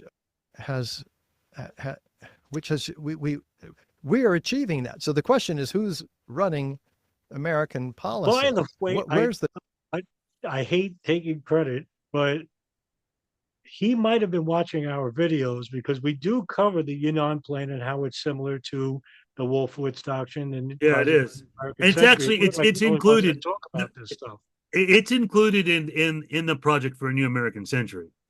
Yeah, yeah, it is. But it's many overlapping, plans and agendas. And they always want to point to Cheney as a master behind it. No, he was just a signatory. That's all. Yeah, he's a right. Yeah, he's not Kagan. He's not William Crystal. Who's the other main writers? William Crystal, William Crystal, and all the other ones that really wrote it. Yeah. I'm surprised that he brought up the Yunnan plan. I Yeah, never heard him but say there, that. Tail and there's where's the dog in this Yeah, relation? it's hard to see how America benefits for all these wars. You know, you see Israel getting more land, getting their neighbors taken out, but I don't really see how we benefit. Yeah, so there's lots of questions about that, particularly now since Trump has brought in a group of people whose primary goal seems to be to help Israel achieve their foreign policy. Yeah, it seems like a lot of the policy is to help Israel, not America, which, you know, I think Trump was the better option than what we had, but it seems like a large part of his thing is for Israel. It's like they act like we're connected, but all we do is give them money, give them things. They don't really give us anything in return. And the same country, speaking of false flags, has quite a history of false flags attacks. I think you know a little bit about that. Including Frank Lowy, who is Silverstein's partner, who together secured the entire World Trade Center complex under their Who is ownership. He was Wait, well, hold on. No, they don't own the complex. They are renting it. It's actually a 100-year rental lease. The Port Authority owns the land, not Silverstein. I mean, you would think after all these years, no, he would get that much. No, he never does. It's always it's his. He wraps it in his own figure package. in the Haganah. Okay, which I is- don't know much about him. I know they're a terrorist organization. It's a terrorist organization by any definition. They were Sure. busted several times. They helped create Israel. Are they the one? Well, the terror achieved power for Israel's expansion into They were a surrounding countries in paramilitary the group. The Six-Day group you're really War supposed to and focus on the is security. Irgun. Yeah, Yeah. what'd you say? Haganah was a paramilitary group, but the Mhm. real group that was really I mean, they don't get me wrong, they were doing bad things too, but the real terrorist group that broke off, that thought that that Haganah wasn't doing enough was basically Irgun. Yes. Yeah. And that's what the Likud party were primarily based off. Yes. Of most all of the territory inside Palestine from the Palestinians. Yeah, people don't know they were like bombing hotels, killing British citizens, killing soldiers, Yeah, assassinations yeah. of British people. They tried to kill President Truman. This was like a This serious is all like terrorist general organization, stuff. and that's how Israel was created. And You know we're which one not they always making this forget? up. This is all on Whoa, stop. Gotcha. La Belle Discotheque, Berlin, in Ostrowski's book, Mossad. Hey, hold on. Let me. By planting unmanned radio in Libya. Okay, that's all true. Mhm. And that actually, and when you realize that part is true, that coalesces with the ideas of even like Operation Northwoods, because there was this talk of doing unmanned radio, giving Right. false broadcasts and stuff like that. But see, these people are so damn simple. They don't know about the Abu Jabber group, okay, that were supposed to be involved with the La Belle Discotheque bombing, which found out the German program found out that one of the guys was a Mossad asset of the Abu Jabber group, which it's an unknown group because it was a Palestinian group, but never came up anywhere else. I wonder what group they were really involved with, but I'm not going to go into that. But that's what my point being is that these guys, I mean, yeah, that's important, but there's a bigger story. Go look. What about the terrorists that actually did this? Well, who are they working for? If they go back and look into that, they'd be pretty surprised, because another one was a guy named Musab Etter. Musab Etter was a Libyan who was working for the Libyan embassy, but he was an anti-Gaddafi. He was basically really a part of the FNL, and probably part of Al-Burhan, which was the Libyan terrorist group that was carrying out terrorism to basically killing like Libyan ambassadors and stuff like that, stirring this stuff to make it look like Libya is doing terrorism and all that. But Musab Etter, I mean, he was even used later on for the bombing of Pan Am 103. And well, the CIA approached him. They made him a deal to tell him that play guilty and we'll give you a lesser role. They did. They arrested 5 people. They didn't get the Abu Jabber group. They didn't get any other ones involved too. There were other people because the Lobel discotheque bombing, there were supposed to be other clubs bombed at the same time simultaneously, but only Lobel ended up. Yes, oh yes, they were going to do a club called I forget the Las Vegas club. It was called in Berlin. Some other venue too, but it didn't go down. But this guy who did get busted, he snuck out and was living in Malta of all places. Because if you do some research with Pan Am 103, there's this whole thing that comes from Malta and all that. But yeah, this Musab Eder, the CIA approached him, told him, turn yourself in. Well, they did very little time. They only did like 6-7 years. They got out.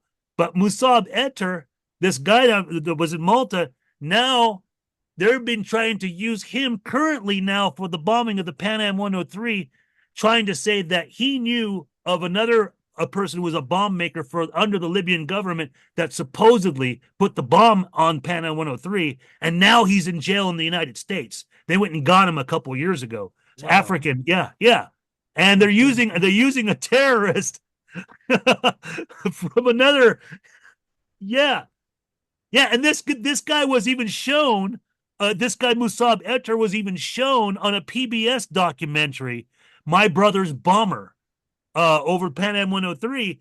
And one of the brothers, his older brother died on Pan Am 103. Yeah. He goes to meet Musab Eder, and Musab Eder is in a hospital, and he's taking care of all these Libyan, all these people who were wounded from the current Libyan war, trying to take over fucking Gaddafi. You would like with that discussion about 4 minutes was more conspiracy filled than this general nonsense. Oh, I know. It's amazing. I was hoping to get into discussing this yesterday because I did an interview yesterday with Chuck O'Kelly. Yeah. And I told him, I want to talk about Libya and stuff like that, but we didn't get into it. We only started talking about 9/11 and the recent thing. But this is some of the stuff I wanted to cover. But my point out of all of this, these guys are barely scratching the surface. Yes, Ostrowski's book is important. I'm not denying that. But people, go look into this crime even more than that. Just don't rely on that. Go look at the official story. Go check out my channel. I got a whole German documentary, a German news program that's 15 minutes long that covers this. And we'll talk about the Abu Jabber group I just mentioned. Right, and and then I'll play the video, but it leads right into, these people they're desperately seeking an Israeli connection to terrorism. Yeah. Well, what did you just hear? Yeah, I'll give it to them. I'll give it to him, but you better look at the terrorists and not try to tell me that everything's alleged, that everything, that they're just patsies, Correct, because we eliminate, by the way, just stick with 9/11, we eliminate hijackers.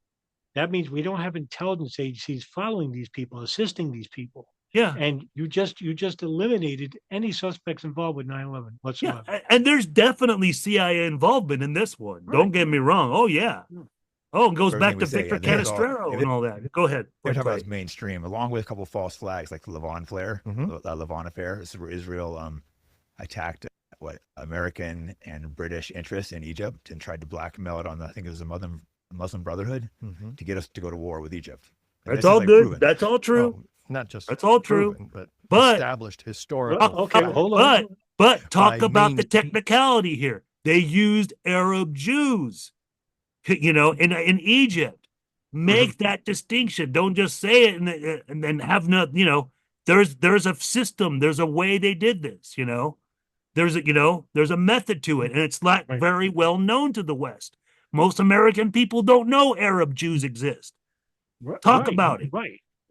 Stream. Yeah, this is mainstream. People look up. This is not conspiracy. This is mainstream admitted. Also, I had someone on here, Philip Turney, who was part of the USS Liberty. They were attacked by Israel. They tried to sink his ship, killed, I think, 34 Americans and injured hundreds. 174. I've talked to some of them. You have too. And so this is an unarmed U.S. intelligence ship offshore of Egypt was attacked brutally by Israeli fighter jets and PT boats.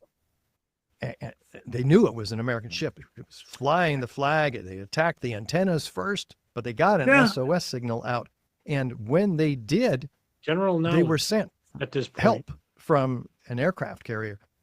And that Admiral Geis, he was told to stand down and pull back his flights by McNamara, U.S. Secretary of State. But LBJ got on the phone and said, I don't give a damn if that ship is sunk and all the Americans are killed. I will not embarrass my ally. Mhm. That's LBJ. That's historical fact. Yeah. That needs to be looked at. Yeah, Philip turning that on here. He was on that ship and he had people, that were dying in front of him. They were left out there for hours, things like 12 or something hours. They were hoping, they wanted the ship to sink. They were hoping it would sink so they could get rid of them all and blame it on something else. But, it didn't happen that way. Eventually they had to come rescue them. Yeah. That's the own government. So you see things like this.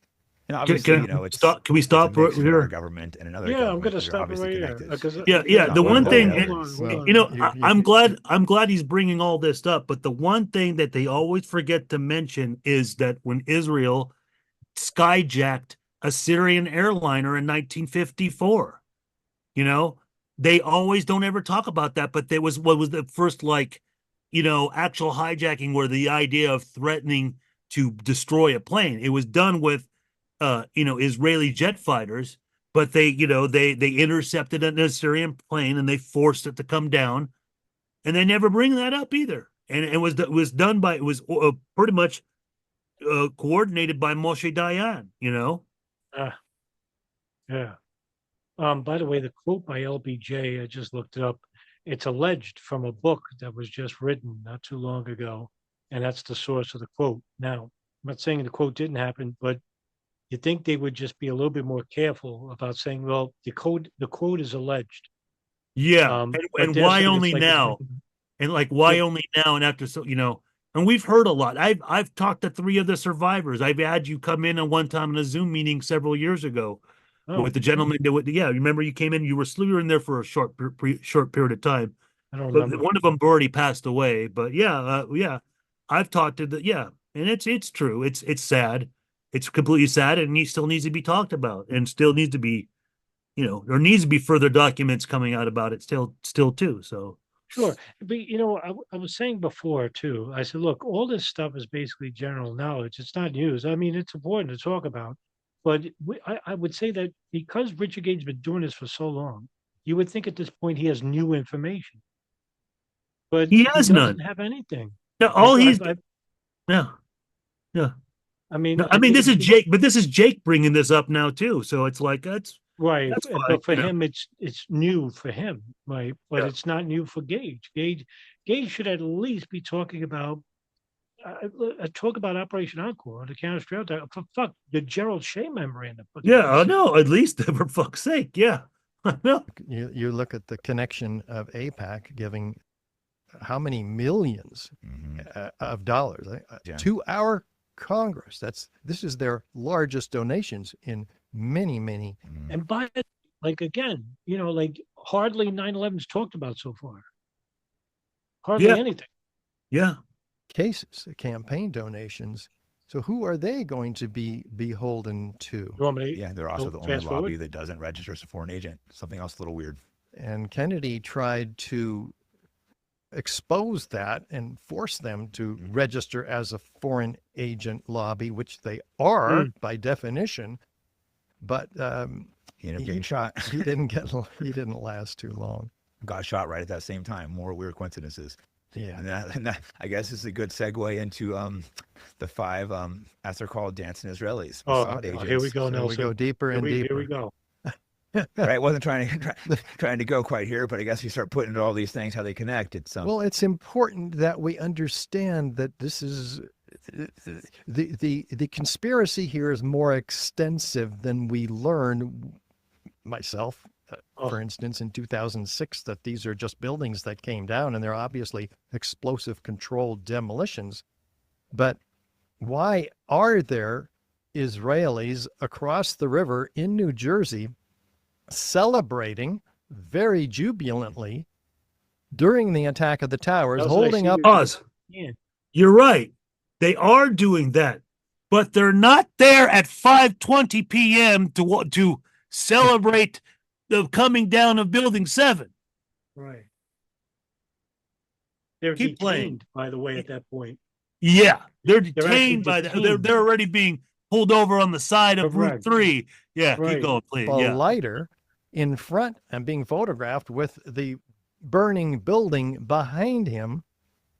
And all of this exposed when the FBI found. Go ahead. Keep going. Keep going. Yeah, keep playing.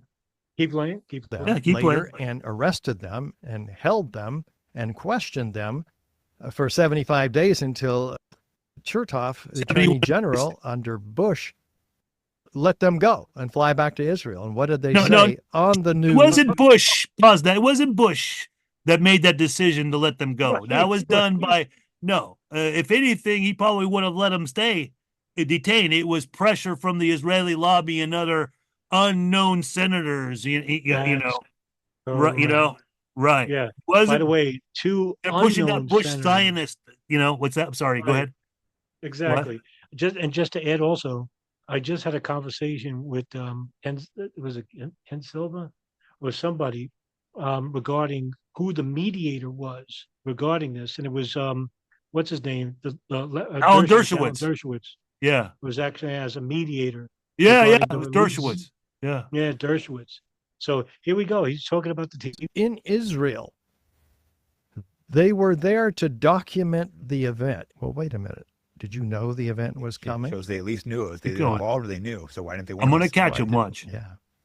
Also, they were found with they had bomb residue on them. I think like 5,000. Oh, okay, you cash, did say plane it. tickets to return home. Okay. They worked. Well, Wow, to return and it to was various Jason. destinations Yeah, around yeah. the world. They worked for a shell company, Urban Movers, was also run by an Israeli who fled the country. Okay. right Pause. after. I think Okay. he had Pause other people it. working. Pause it. Jake was Impressive. right. Jake is doing a good job. He said the bomb Jake residue. is doing better than Richard right here. Yeah, he is. He's doing a better job than Richard. Yeah. He said Yeah. the bomb residue found in the van. That was the big thing because the dogs reacted Right. positively. You know, the police were like, "Hey, we got somebody." You know, and Right. this is why I think it also led up to the whole misreporting of the JWB, the George Washington Right. Bridge. But I can assure you that that residue that they checked in that van wasn't nanothermite. So Gage is avoiding that part. He doesn't want to get into that Oh no. because there is a real chain of custody right there because they won't even show us the results of what kind of residue it was till That's the year right, 2035. Right. Okay. But Gage doesn't want to go there because that would destroy, you know, his complete, you know, His theory, right. domesticated narrative. Mhm. True. It's interesting to note that it was the non-researcher himself who brought up that issue, and that's it's an issue that nobody really talks about anymore. Yeah. So kudos to Jake Shields for bringing that up. I'm a little bit surprised. And For him. and The Gage bomb ignoring it, residue huh? seemed kind of. They had box cutters too, which allegedly is the exact same thing that the hijackers used. So that's kind of interesting. Oh. The bomb residue. I don't know how unusual it is to have bomb residue, but it seems pretty unusual to me. You brought it Oh, up yeah. again. And the FBI themselves. Listen, I'm a former mover from Las Vegas. You do have box cutters because you're Yeah. opening up boxes. Exactly. Just throwing it out there. Yeah, no, exactly. And that honestly, that's that right there. You can tell is an influence of him watching Ryan Dawson's films because Right. Dawson brings that up. And you're right; they have box cutters. It's not a big deal.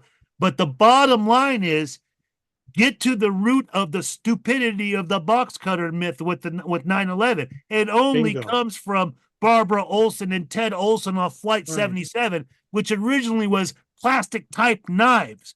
Then they turned it to, must be box cutters. And then it Right. became box cutters for all four planes. You And know? also, what did also Nelson? What did this is also coming from you? What did they also say was on Flight 77? Oh, a gun? That's correct. A gun? You think they need, we got a gun, but we're going to bring some box cutters extra mean, just in case. if you we can want, sneak on a gun, but, we're going to sneak on box cutters instead. Gee. ladies and gentlemen, if you want conspiracy, it's there. You just got to read the reports. Said two of them were clearly tied to the Mossad. Mm-hmm. Yeah, It's yeah. insane that You these see, guys would let go. he ignored it Yeah, the he goes second deeper. time. There's Jake like, brings is up the that- explosive residue, and Gage ignored it the second time. Didn't want. Oh, there ain't no thermite. Can't talk about that. At the same time, there was hundreds of they were art students that were from Israel. They were posing as art students. They weren't really, but they're really electronic people. So people that could do hacking, take over systems, monitor things. There's hundreds of them that were But arrested Jake, all it's over the about the place. I think hijackers headquarters too, was in because that's Hollywood, what they were Florida, monitoring. which is also where the hijackers were headquartered. Oh, that's Oh, It's just okay. a lot of Then- weird coincidences. Wow. But see, One of them he's by not themselves saying theoretical hijackers. Right. And you wonder why Gage is not, he's just listening at this point. Yeah, exactly. But Gage, I mean, Jake here, impressed. But when there's Right, so many yeah, coincidences yeah. you start putting together, it starts getting a little bit strange. Yeah, and it's hard to open. Keep finding these Mhm. clues that widen the sets of conspiracies. It gets to be too much to He's so follow, out of his especially element. for Oh yeah, lowly too much for architect you, because like myself, who just wants to Look, help people everybody. understand how the buildings came down. But you dragged us into this. Yeah, Oh, see? accidentally.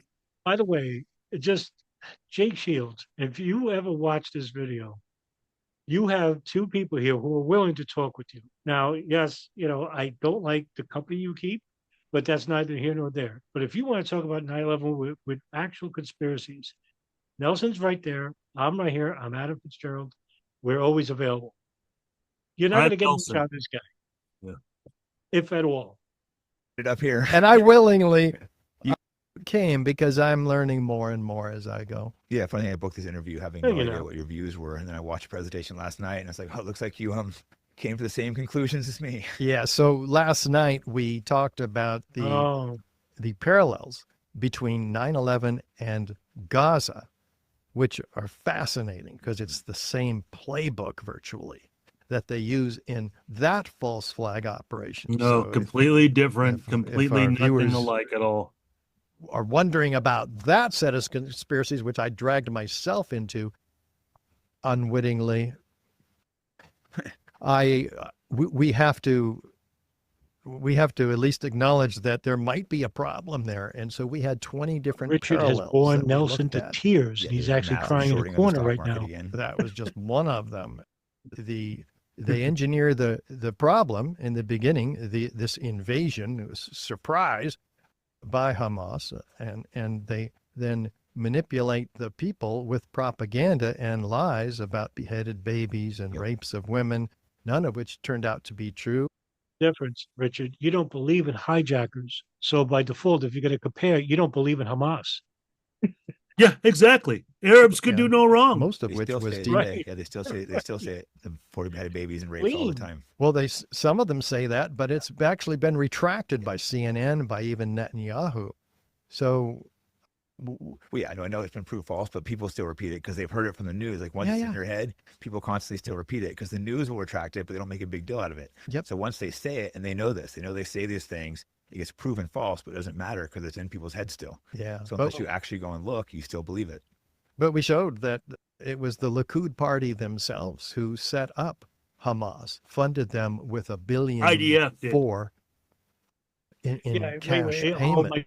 Yes, there's Nelson. That's a clear distinction. Yes, it was the idea. That Not basic- Likud party. There's nothing. Well, yeah, right, yeah. not the Likud part. Right.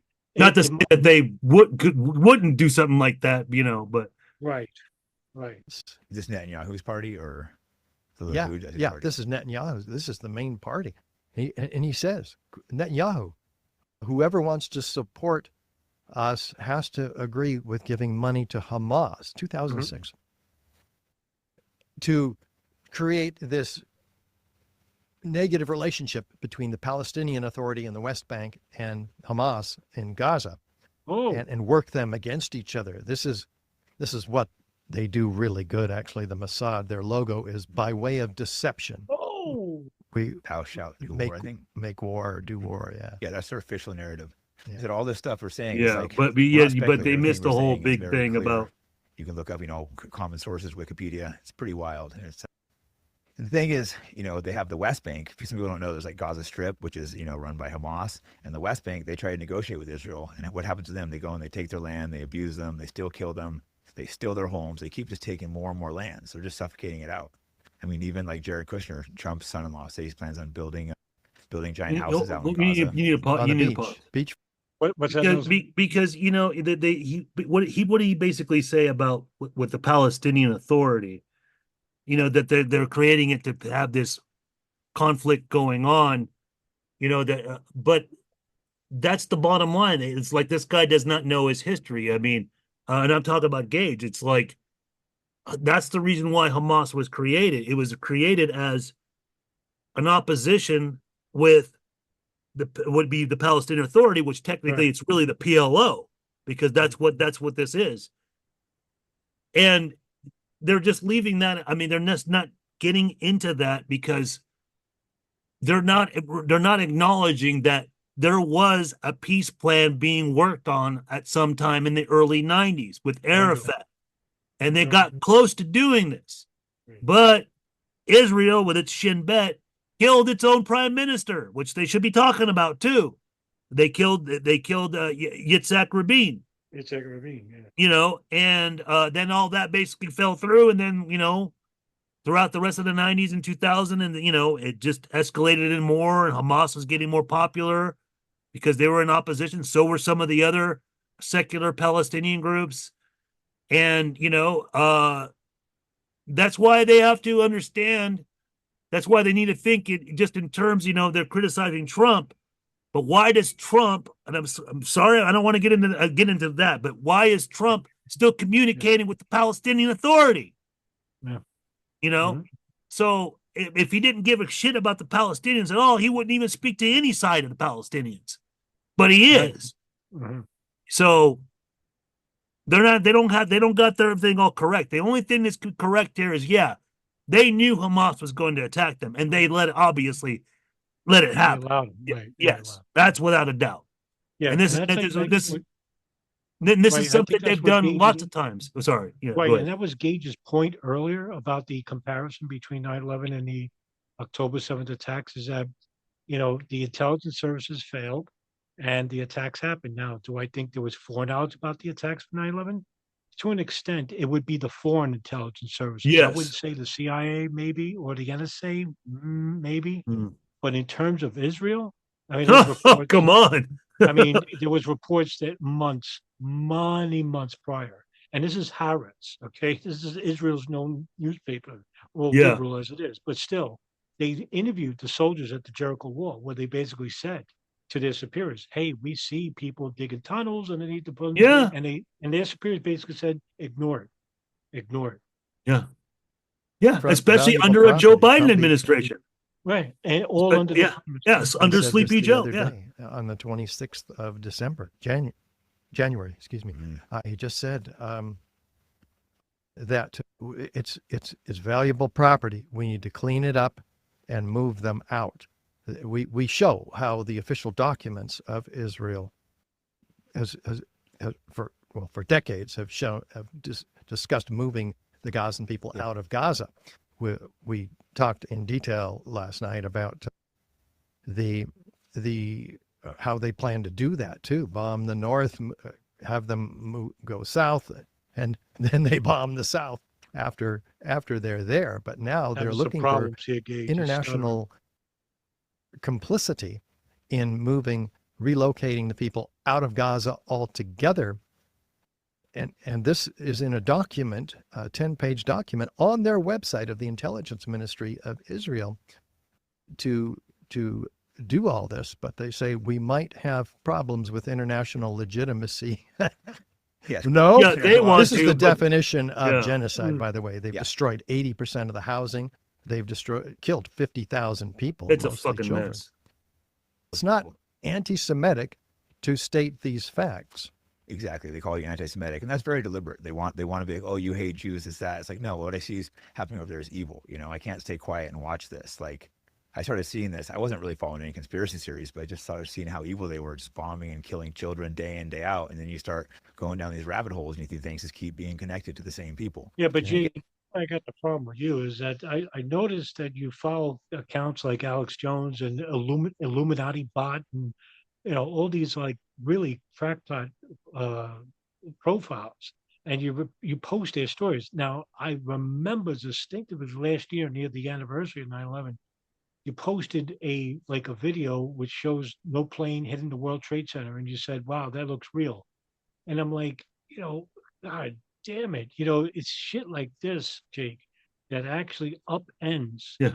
Yeah. the You, conspiracies you just you involved. discredit you discredit the whole thing of the dancing Israelis. So you're saying Yeah. then you're saying that they're filming fake planes, Right.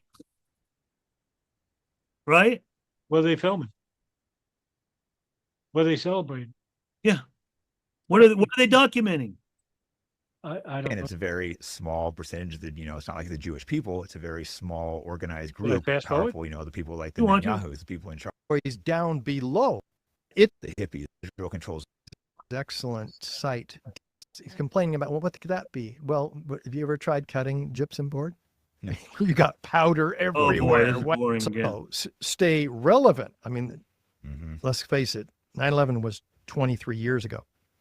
And we, one of our biggest questions is, why are you still talking about this? Well, there's all kinds of The reasons. stuff to that's talk. still happening now. Exactly. Yeah, but we do the No, it's not parallels about- between listen. 9. Again, you've had look. You've been at this longer than I have. All right, I started studying 9/11 like around 2006-7. Okay, you've been doing it a little bit beforehand, and you've said nothing new. No, I'm talking about nothing new. And then when I tried talking with you about why don't you talk about, the intelligence services following the hijackers, you actually said to me on your show that the 9/11 truth movement, you were speaking on behalf of the truth movement, which is pretty fucking bold of you to do that. Well, Mhm. you basically said this: the 9/11 truth movement doesn't pertain to hijackers. Well, if that's the case, Richard, you don't blame anybody. In fact, you have to believe the following: that all the planes were remotely guided by Dov Zakheim with a joystick somewhere, or the NORAD was in charge of flying these planes because you believe that they could be drones. But you don't believe a plane hit the Pentagon. You don't believe a plane hit Shanksville. You believe that all the people are lying, or you don't take a position, right? But you know one thing. You know that there was a controlled demolition involving the World Trade Center, right? Here's the thing, Richard. You don't believe a plane hit the Pentagon. This is well before that. In fact, it was Nelson who actually introduced that video to me that you made. I think it was no, damn it, National Geographic. Yeah, it was actually from like 08. Yeah, from 08. Yeah, this is when he had hair. And you Yeah. basically said that, there was no plane crash to Pentagon. I couldn't believe it, even Yeah, back then. And he's supposed to be like that was somebody when who's Lewis Cheney. acknowledging. He's supposed to be somebody who's analyzing physics and structure, and he can't. Right. And he was making the complaint about the wings, but it's like, dude, and it's just more hilarious that you had people like David Chandler, Ken Jenkins, who were I part of your organization, who've and you still can't let go of it because you got Barbara Honegger yanking your chain and giving you money, Oh, paying for that third spotlight for Building 7. I can't. That's so you gotta keep that conspiracy cookery hoaxery capital going. That's why. It's a Oh, moneymaker. Yeah. Unfortunately.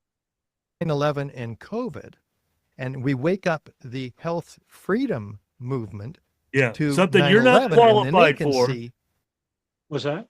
Something you're not qualified for. Talking about right. the medical and COVID. Yeah, right. Yeah. I got He's bored not- with he's not a doctor. 9/11, and then I didn't have nowhere to go. I reached a dead end, so I started getting into the whole COVID thing. Vaccine, the playbook, the big playbook that is used for all these. And then the parallels between 9/11 and the Gaza false flag operation. Now we've got a set of conspiracies that point to a bigger picture and help us to get a better handle on who is in control of all of this. It's not just Dick Cheney, right? It's not just Donald Rumsfeld. Wow. It is a much more well-placed and powerful group of hidden and occult individuals. Yeah. COVID's what All really made me start simplistic. paying attention to politics. I Boy, didn't really pay how attention. close is he Thomas, what was his name? Aquino? What was his name? Nelson? Who? Aquino? Joe Aquino? Oh, Michael you mean, Aquino. was that Michael Aquino. Aquino? Yeah, Aquino, whatever. Yeah. I'm surprised he doesn't follow him. Yeah. COVID That's hit for and I being just from the retired Bay Area. fighting, and it was very clear it was complete bullshit to me. Everyone was going along with it, but I could just see something wasn't right. It didn't seem like there was a real virus, or if it wasn't very strong. More people weren't sick. I was training jiu-jitsu the whole time. Not one person. 99.9% survival rate. Yeah, I think most people that were dying were because they're being put on, respirators and given drugs they shouldn't have taken. Remdesivir. Yeah, remdesivir, exactly. And that, which Fauci's involved in the company. he just got pardoned. Like, why do they need to pardon Fauci? Isn't that a little bizarre? Back to Pardon for what? 2014, was it? Yeah, it's a little bit strange, right? And that guy is just a weasel. That Fauci, he's just awful. It goes far beyond COVID. Just Back to AIDS. person. AIDS, exactly. My cousin died of Unrelated AIDS, and, subjects. he died Yeah, of why is medication this he even He was fine. And they put him Yeah, on, this is them AIDS being health permanent, experts. You just stick medication, to what they and know. He died after that, and then afterwards they started using less of that medication. People stopped dying. People aren't dying from AIDS anymore. I don't think AIDS is killing him. It was the medication that was killing him. They got Fauci off the job, and it became less of an issue. Just like COVID, he's off the job now, right? And people are waking up and saying, "No, we're not taking that." Yep. And COVID's still around Blot allegedly, shot. but people aren't taking the shot. So nothing changed. It just shows the doctors were wrong. Yeah, but they got the next pandemic coming. No, they I weren't. mean, we had disease. Yep, X. follow We had Alex another Jones's playbook. Event God's sakes, folks. Listen, was there any suspicion surrounding COVID? Fuck yeah. But did people get sick? Fuck yeah, they did. I did. Yeah. So Yeah, I didn't take the vaccine, but I neither. didn't go out and tell people not to do it. It's Right. it was Same. just my choice. And yeah, Same. I got it eventually. I got the COVID, but it was 3 years later, and I got it around people who were vaccinated. So what does that tell you? I Right. got it contracted from my family. They're the ones that got all the jabs and all that. They're the ones that brought it near me, and Bingo. it's like, Yeah. but I went through it, but yeah, I mean, it's, the thing to focus on is, it did come from that laboratory, and that's important, but getting into all the other things as far as, whether the vaccine worked and, how many deaths, there's a lot of misinformation, and even with all that too. So it's like, Sure. you got to watch your sources on what you're saying there. But that's the thing is, yes, the Wuhan lab. I mean, yes, CBS 60 Minutes, they covered that. They investigated that, and they found out to be true, and that was good. Correct. Gave some credibility there, but too much of everything else is not very accurate. Right. And you know what? I'm not going to give any credence to what Richard Gage has to say regarding medical history. Of course. Only because of the simple fact that here you have a guy that basically espouses all types of ridiculous. And you know what? Just to play it, it's only a couple of seconds long. I'm just going to show you a clip, and I always refer to this clip. Here he is. Nelson, you're very familiar with it. Richard Gage, interviewed by Patrick Bet-David, and he was asked about what conspiracies he believes in. Listen. Some people, your critics, call you conspiracy theorist. Okay, that's what they say. So, why don't we cover some of the, biggest conspiracy theories of all time, and let's see what you say about them. Okay, where you stand with them. All right. Flat Earth theory. What do you think about it? I don't know. I haven't looked at that. I've heard about it. Okay, but you think Earth is round or flat? Well, I don't know. I haven't seen it other than what's been shown to us on the television. So what do I know? So that answer is still not a certain answer. We know plenty to know that the Earth is round. But okay, fine. Well, that's what we learned in school, and that's what I accept. So you accept that the Earth is round? Why not? Ladies and gentlemen, need I go any further? If you're going to listen to the words of a guy that doesn't know the world is flat, but he knows that the World Trade Center came down by controlled demolition, I have a bridge to sell you. Yeah. End of story. I have the George Washington Bridge to sell you. I can't laugh loud. 201 type tabletop exercise, which was 3 months prior to COVID, with the planning effort for that. As it turns out, they have catastrophic You know, where there everyone was like censored. Some of them probably lost their jobs, called crazy. Like that, you lost your YouTube page, right, during that. Oh yeah, 4 of them a channel. Yeah. And even though you're like, turns out we were right, it's not given back. No. No, they like you said, they retract. Sometimes they apologize, but it's all done on the side, down low. Well, the reason why Gage lost 3 channels, not 4, he lost 3, was a simple fact that he had people like Art Oliver, he had Barbara Honegger, and all these other crackpots on the show espousing demonstrably false information. And Yeah. I hate YouTube for doing this. I mean, unfortunately, I'm one of those people. Nelson, I think, disagrees with me here. I believe that Richard Gage should have his show on YouTube. I believe in free speech, but at the same time, he really hurts the public. And this is where I think I agree with Nelson to this extent, that he does more harm than good. Yeah. In that he has a lot of people that follow him. I mean, it's Yeah. unfortunate. But he's brought on people that have brought some dangerous rhetoric. Who's the one? You've got to mention the one guy, the former CIA guy, and he was talking about killing even that Sumter guy from Building 7, you know, from NIST. Remember he was saying, you know, we execute all these people, you know, even the ones that lied about Building 7. Who is that? Oh my God! My God! Yes. Oh, Bennett, Scott Bennett. Yes, that's the guy. Scott Remember Bennett. that? Yeah. That's dangerous. That's some dangerous rhetoric to be bringing on. I mean, why? Why do you want to kill some guy from NIST talking about a building that didn't even kill anybody? Killing Democrats. Killing Democrats too. Remember? He was talking about that too. You're right. Yeah.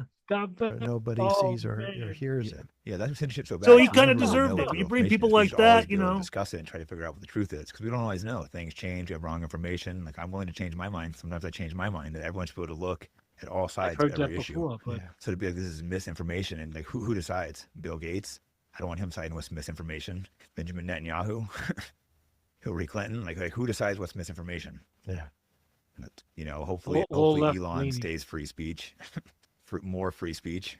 Yes. Well, and fortunately, one of the positive things that Trump has done, and there's been many in the last couple of weeks. no, I don't exactly know how he did it, but he named it. The misinformation and disinformation will not be used as a tool against people who are trying to raise questions and provide different kinds of answers than we're getting from corporate big pharma and our own government. He actually said this, which was cool. On the other hand, he's promoting Larry Ellison with his Stargate artificial intelligence effort to go after cancer with a vaccine. Well, let's find the cause of cancer. There's not even a discussion of the actual causes of cancer. Oh no, he's a doctor. Yes. Why don't we? God, bro, this fucking guy's unbelievable. Rick Yeah. Nelson. Didn't even accomplish 9/11, but now he thinks he can accomplish the medical. So, my God. First of all, I'm not going to speak much because I don't know, but I do know this. There are multiple forms of cancer, all right? There's severe cases, carcinogen, okay, heart, right, brain, and there are different variations of these cancers. Now, I just had a very dear friend of mine die from 2 forms of cancer, and one was gastrointestinal, and the other was, I think, lung. And it was basically gastrointestinal cancer that killed him, but it basically they knew how the lung happens, you know, because he was a smoker. But the gastrointestinal, they did an autopsy, but it was basically incomplete because they didn't know the origin of this cancer, right? It was separate from the lung. So I that's all I could say about it. But for Richard Gage to sit there and say, we don't know the origins of cancer, I don't know if the answer's no. But $500 million into that effort instead of giving people yet another untested, unsafe, and ineffective vaccine. That's Yeah, all these diseases and sicknesses are skyrocketing up. They're not trying to find the cause. They're just trying to find, we'll cure it with this, cure it with that. But Well, they're not curing it. well, Pfizer when they started losing billions of dollars, decided, oh, we're going to. Look at what they used. Thailand Time medical news. I know. medical news. Oh, my. invest what was it 40 billion in buying this particular turbo cancer company. So they've now invested in the turbo cancers that have skyrocketed since the vaccines have rolled out. I have seen Trump and RFK question, vaccine safety. It's not necessarily all vaccines, but it's like, people start questioning. I think after COVID, you start looking at this, I did a deep dive in that. You start looking what about other vaccines? How many vaccines they give the kids now? I don't know, but it's a lot. It's like 60 something vaccines. I think a lot of people are looking at this being like, do we want these? Probably not. And he's awesome. I ran into him at Home Depot, and I really like him. Yeah, of course, he's controversial, just like you. Yeah, a little bit, but we just like play around. We say stuff that's true and play around, but he's a great guy. I've had him on my podcast like twice. Some people initially people were like, don't have him on. It's like, why? He's a great guy. I think he just plays around a lot on Twitter, and people take him like seriously, and it's like, he's out having fun. People get way too serious. Yeah, so. I need to probably have less fun. And because it's an interesting dynamic, right?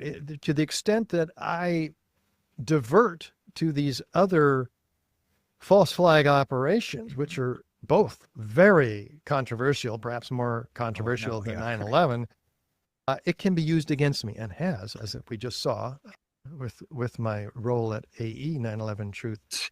And so wow, that's not Slate true. Magazine. That's not true. That's not true. According to what I heard, and it's coming from a woman that me and Nelson both know, Lauren Angelica Niebuhr once told me 3-4 years ago that the reason why Richard Gage got kicked out was because they took a vote, and the majority of the people basically said that Gage, who is the creator of this program, basically was doing more damage than good by propagating these theories. And there was another issue regarding fund dispensary, which Kelly David has a lot to answer for there regarding how they spend their money. Richard Gage is well known to take many trips, especially to Aruba.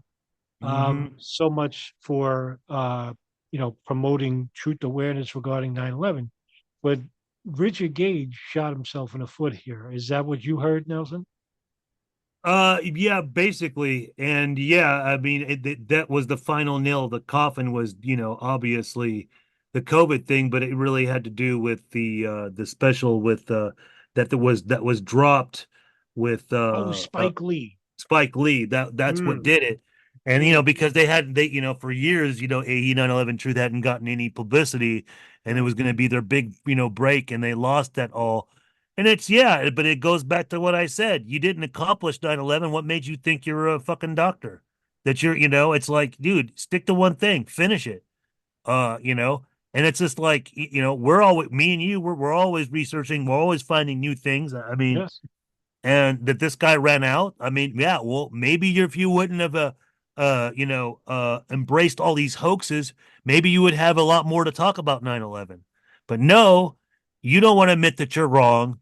You don't want to actually look at you don't even want to even help the victims' families. That's the bottom line thing. Ooh. You're not even working for those people. You only got one of them on you because, yeah, their son died in the building, and yeah, I understand that. But even that guy's lost his damn mind. He thinks, and that's Bob McIlvaine. Bob McIlvaine. He doesn't even think the planes now were real. And I'm like, well, yeah, well, why should I believe? Maybe your son was a crisis actor too.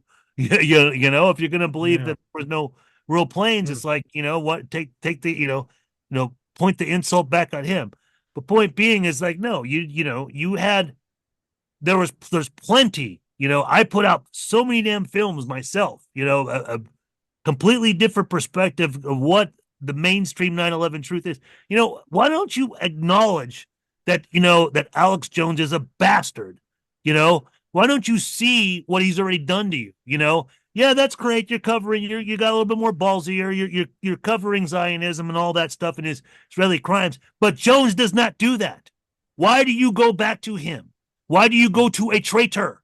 That taught you to believe in these hoaxes in the first place. So I don't feel, yeah, exactly. It's like I don't feel bad for you. And honestly, I think Building 7 wasn't. I think there's weaknesses in your argument. That's why you completely contain the your entire claim on your own premises. Not the truth, not by facts. So, it's a bit of both. I think there's dishonesty on his part, but it's the influence, the persuasion, and the willingness to keep that stupid InfoWars narrative going. Let it go. Do something else. I wish I could end the video right there. That was perfect. And with a huge attack on me, because they found out that Spike Lee, who interviewed me for 2 hours, flew me to his studio in Brooklyn. Mm-hmm. I gave him all of this evidence with graphics and images. He was blown away. He was moved to tears. He said, I'm gonna blow this wide open. Well, when it came time to put his special on HBO a couple of years ago, 3 years ago. 4 years ago, bro. Apparently he was told not to do it. Yeah. Yeah. It will be. It will be by this anniversary. Right, 2001. Right. 2021. Yeah. And he but part of what he read was in Slate magazine, which fingered me as with anti-Semite tendencies. And I hadn't said anything publicly about that. I just agreed. Stop. Well, maybe if you just weren't focused on the Twin Towers and, Building 7, wasting your time, maybe if you'd actually incorporated the whole thing of urban moving systems, maybe Spike Lee would have thought about that differently and maybe realized, well, yeah, they're going to accuse you as being an anti-Semite, but hey, this story, I've never heard about it either. I didn't know about it, but that's your damn fault. It grinds my fucking gears that to think that he had a huge fucking opportunity here. Yeah. And blows it. Yeah. If only myself or Nelson could have that opportunity of speaking to somebody with a platform like that, Spike Lee, yeah, what we could share would be, it'd be illuminating, okay? But to have this guy go on some of the biggest platforms, like Patrick Ben-David, Jake Shields, Spike Lee, and blow it, fucking blow it. But to be honest with you, the last movie that Spike Lee had just made was Black Klansman, which was about, David Duke and all that. And David Duke adheres to these things. He promotes them too. So, unfortunately, you would have to tell him, you have to give a disclaimer like, yeah, but these other fringe groups, these groups that you tried to expose and all that, they abide by these claims too. So that's just how it is. Who said, I think Israel was involved in this. And I said, that's not too hard to figure out. That's all I said. Yeah. Which Spike Lee did not have a problem with. But I also said they found and dug up what I learned at the Red Pill Expo and voiced to a reporter. So Spike Lee wouldn't have mattered. Said, what do you think? What's that? So Spike Lee wouldn't have cared about the whole thing of the dancing Israelis or any of that stuff brought up. According to what he's saying, it's the COVID thing. See, right. Should have just stuck to 9/11. Think about this COVID thing, and I told him, I said, I think the vaccines are not safe and effective, and they're likely to kill us, and they have been, according to Dennis Rancourt, a statistician, did a big report. 17 million people dying of the vaccine. My God, this is, I'm just going to skip. Wow. On VAERS alone, there's 38,000. VAERS is the Vaccine Adverse Event Reporting System, which the CDC created. And there's 38,000 people who have died. If you saw that 38,000 people died of the vaccine, would you take it? No. And that's just ones that reported it. Most people don't report it. Yes, because the CDC hired Lazarus Research and others to determine how effective that reporting system was. And they found that only 1% of the events are even reported. Well, do some math and find out Oh, to death. that's over 3 million people. Well, there's tons of athletes Who likely dead died. from heart attacks that weren't before. Hmm. It's a little unusual. Yeah. And I don't know if those are even reported on the VAERS system. But regarding the, to me, more interesting aspects is the foreknowledge of Building 7's collapse. Because, you know, if Oh. something like this was planned in advance, a controlled No. demolition, they're all planned in advance. No. If it was that, then people would know about it, like I the knew it. BBC, who I announced knew the it. collapse of this building 20 minutes before it ever happened. Yeah, that's crazy. I wonder why. First of all, this is something we both have extensively studied. I've even interviewed one of the fire chiefs, Richard Rotans, who was inside the emergency management office of World Trade Center 7.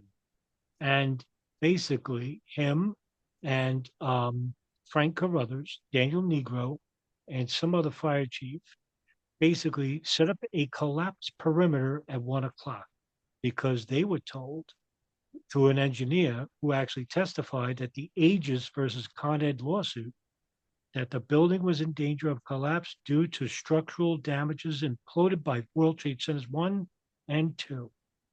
And not only that, there were massive fires within many of the floors of World Trade Center 7. That's something that Richard Gage has denied continually. From what I've learned later on, and something that I never saw before, was the back end of World Trade Center 7 from Nelson himself. I never saw the back of World Trade Center 7 until I saw a photograph by him where you could see black smoke coming out of almost every single. Oh, the all the way up to the top. Yes. It burned all the way up to the top. I mean, it burned its guts out completely for hours and hours and hours. It was the smoke was obfuscating the whole ground zero area. It was yeah.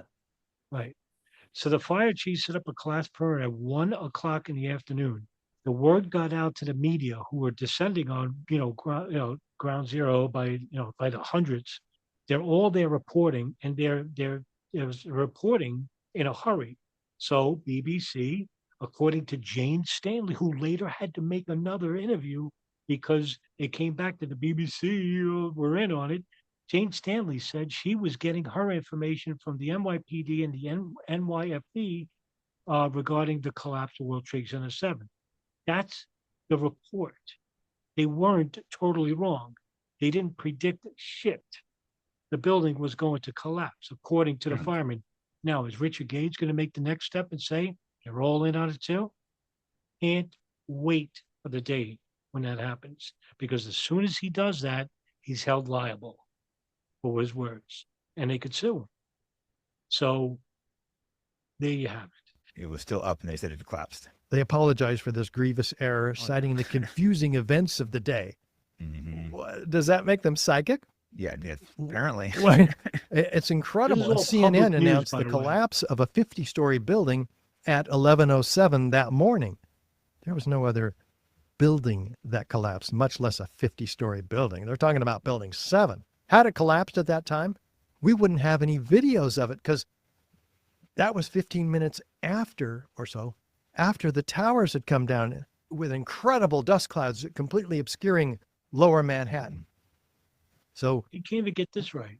was it supposed to go down at that time? That's an interesting question, because we also have a group of mysterious construction workers walking away from Building 7, hearing an explosion over their shoulder, looking back at the... Can't believe it. Is he really suggesting these guys are suspicious because they're walking away from the building, saying that building's coming down? Guess who told them that? The fire department, who told them to evacuate there because they're setting up a collapse perimeter. And this fucking cocksucker is basically going to start making the rounds saying, you see, these people, they could be in on it. Like they're going to show their fucking faces for the live camera to see. building, and then saying this: "Did you hear that? That building's coming down, flame and debris. The building's going to blow up." Yeah, they're setting up What? the It's collapse not, perimeter. it's going to moron. blow up now. It's not just coming down by fire, which is never brought down a steel frame. Well, yeah, it's bioprotected just like him structure. implicating the what's his face, the Harley guy, which ended up being Mark Levine or something like not that. Mark Levine, Mark something. It's Mark. He was friends with Opie and Anthony. Yes. Yeah. Psycho Mark. That's his name. Yeah, That's his. Yeah. Oh man, I can't remember his name. Yeah. But you know what I'm talking about. Yeah. Yeah. Yeah. So we have all the this, first ever. yeah, all examples of foreknowledge. We also have the That's an example The of FEMA foreknowledge to a crime investigation. that doesn't kill anybody. Not even that. Not even that, man. What I just said is public fucking knowledge. It's right there. It told you. The firemen went in court Yeah. and testified. Hey, we set up a collapse perimeter. Yeah. Are you going to say they're in on it too, Richard? Before NIST got involved and threw this metallurgical examination out, FEMA had put it in Appendix C, Yeah. and it documents silver dollar size holes in the steel. Its Unbelievable. author, Jonathan Barnett, fire protection engineer, says steel in the pile has been partly evaporated in extraordinarily high temperatures. Yeah, it takes 4,000 degrees Fahrenheit to evaporate steel. Well, how does that happen? Again, nothing in the official narrative can cause that. They say hot sulfur corrosion attack on the steel, showing and documenting both steel from the Building 7 and the Twin Towers. Well, what is that? Iron, liquid molten iron invading the grain boundaries of the steel. What does that mean? Liquid molten iron is the byproduct, again, of thermite. So it can only be that. And FEMA gives it to us on a silver platter in the Building Performance Assessment Team report in May of 2002, in which they document all this stuff very conveniently. It's still there, but NIST threw all of that out. National Institute of Standards and Technology, NIST. Yeah, so those, Okay, I want to go back to the point I made earlier, right? Let's just say Richard Gage is correct here, 100% in his assessment. How do you trust him after what we just played for you before regarding him not even knowing if the world is really round or flat?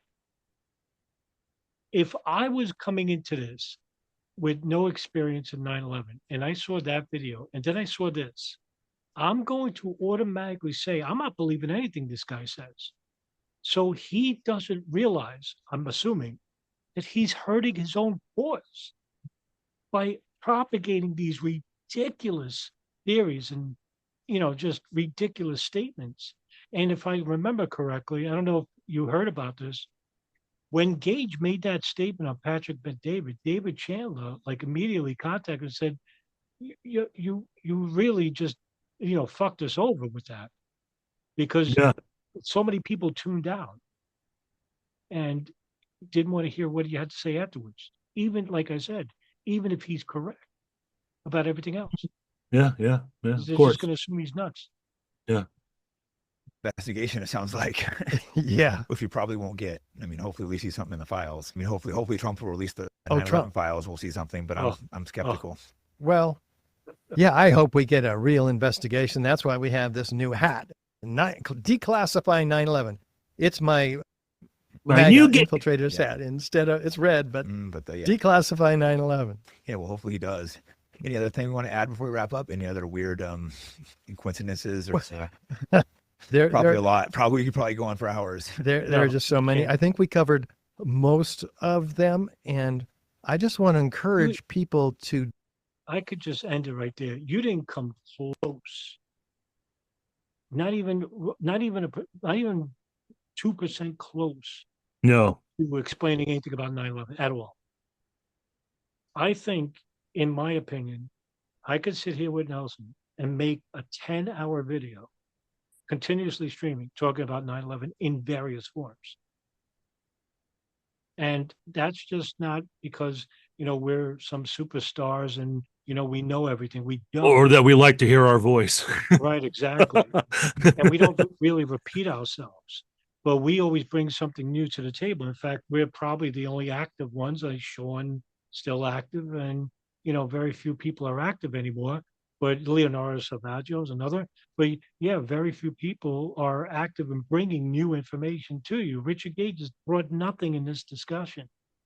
And this is my beef. This is the reason why I wanted to do the video with you tonight. At first, I was like, it's not going to serve any purpose. But, you're right. we have to address these people, because if they're going to be at the forefront, and it's unfortunate that they're popular and they're demanded, and we're basically going to be silent in the background, and we're going to allow this. Well, that's what happened to David Chandler. That's what happened to Wayne Costi. That's what happened to Ken Jenkins, and that's what happened to Paul Thompson and Kevin Fenton. They disappeared, or they got bullied. Well, I'm not going to get bullied, and neither is he, and we're not going to stay silent, and we're going to pull out these people. Nobody else has. We're the only ones that do it. And we're not doing it because we want fame or we get money from it. We do it for the right reasons, and that is to basically properly educate the audience about this one specific event in history. Nelson, you get the final word. Well, and not just we want some resolve. We want some damn change. We want results. We want something that honors and supports the victims' families and holds those accountable. When it comes to as far as who did it and as far as who covered it up. Just like with this recent thing, with the 60 Minutes piece with more about Omar Bayoumi, the Saudi connection. Why aren't we seeing the press go and contact former President George Bush and asking him, "Hey, what's up with this? They were going to target your DC, our capital. Why aren't we seeing any of this? And of course, everything's only focused on the current administration now. And that's why we do it. We don't want to continue supporting these countries that were involved in the attacks. Period. And that's the only way we're going to be able to do that is by exposing 9/11, who did it, all of it accurately with some credibility. And we have to distance ourselves from these people, this popularized 9/11 truth narrative. That's why me and Adam, we are 9/11 skeptics. And listen, guys, thanks a lot for tuning in. I know there's a lot to unpack there, but we're actually going to do another video soon, and we're going to do it on the 60 Minutes one. I think, that's packs a punch, even though it's only 12 minutes long, but there's a lot to talk about there, and I want to get Nelson's thoughts on it. Nelson, thanks a lot for doing this tonight. Hey, thank you for having me on. Yeah, guys, see you in the next video. Have a good weekend. See you later.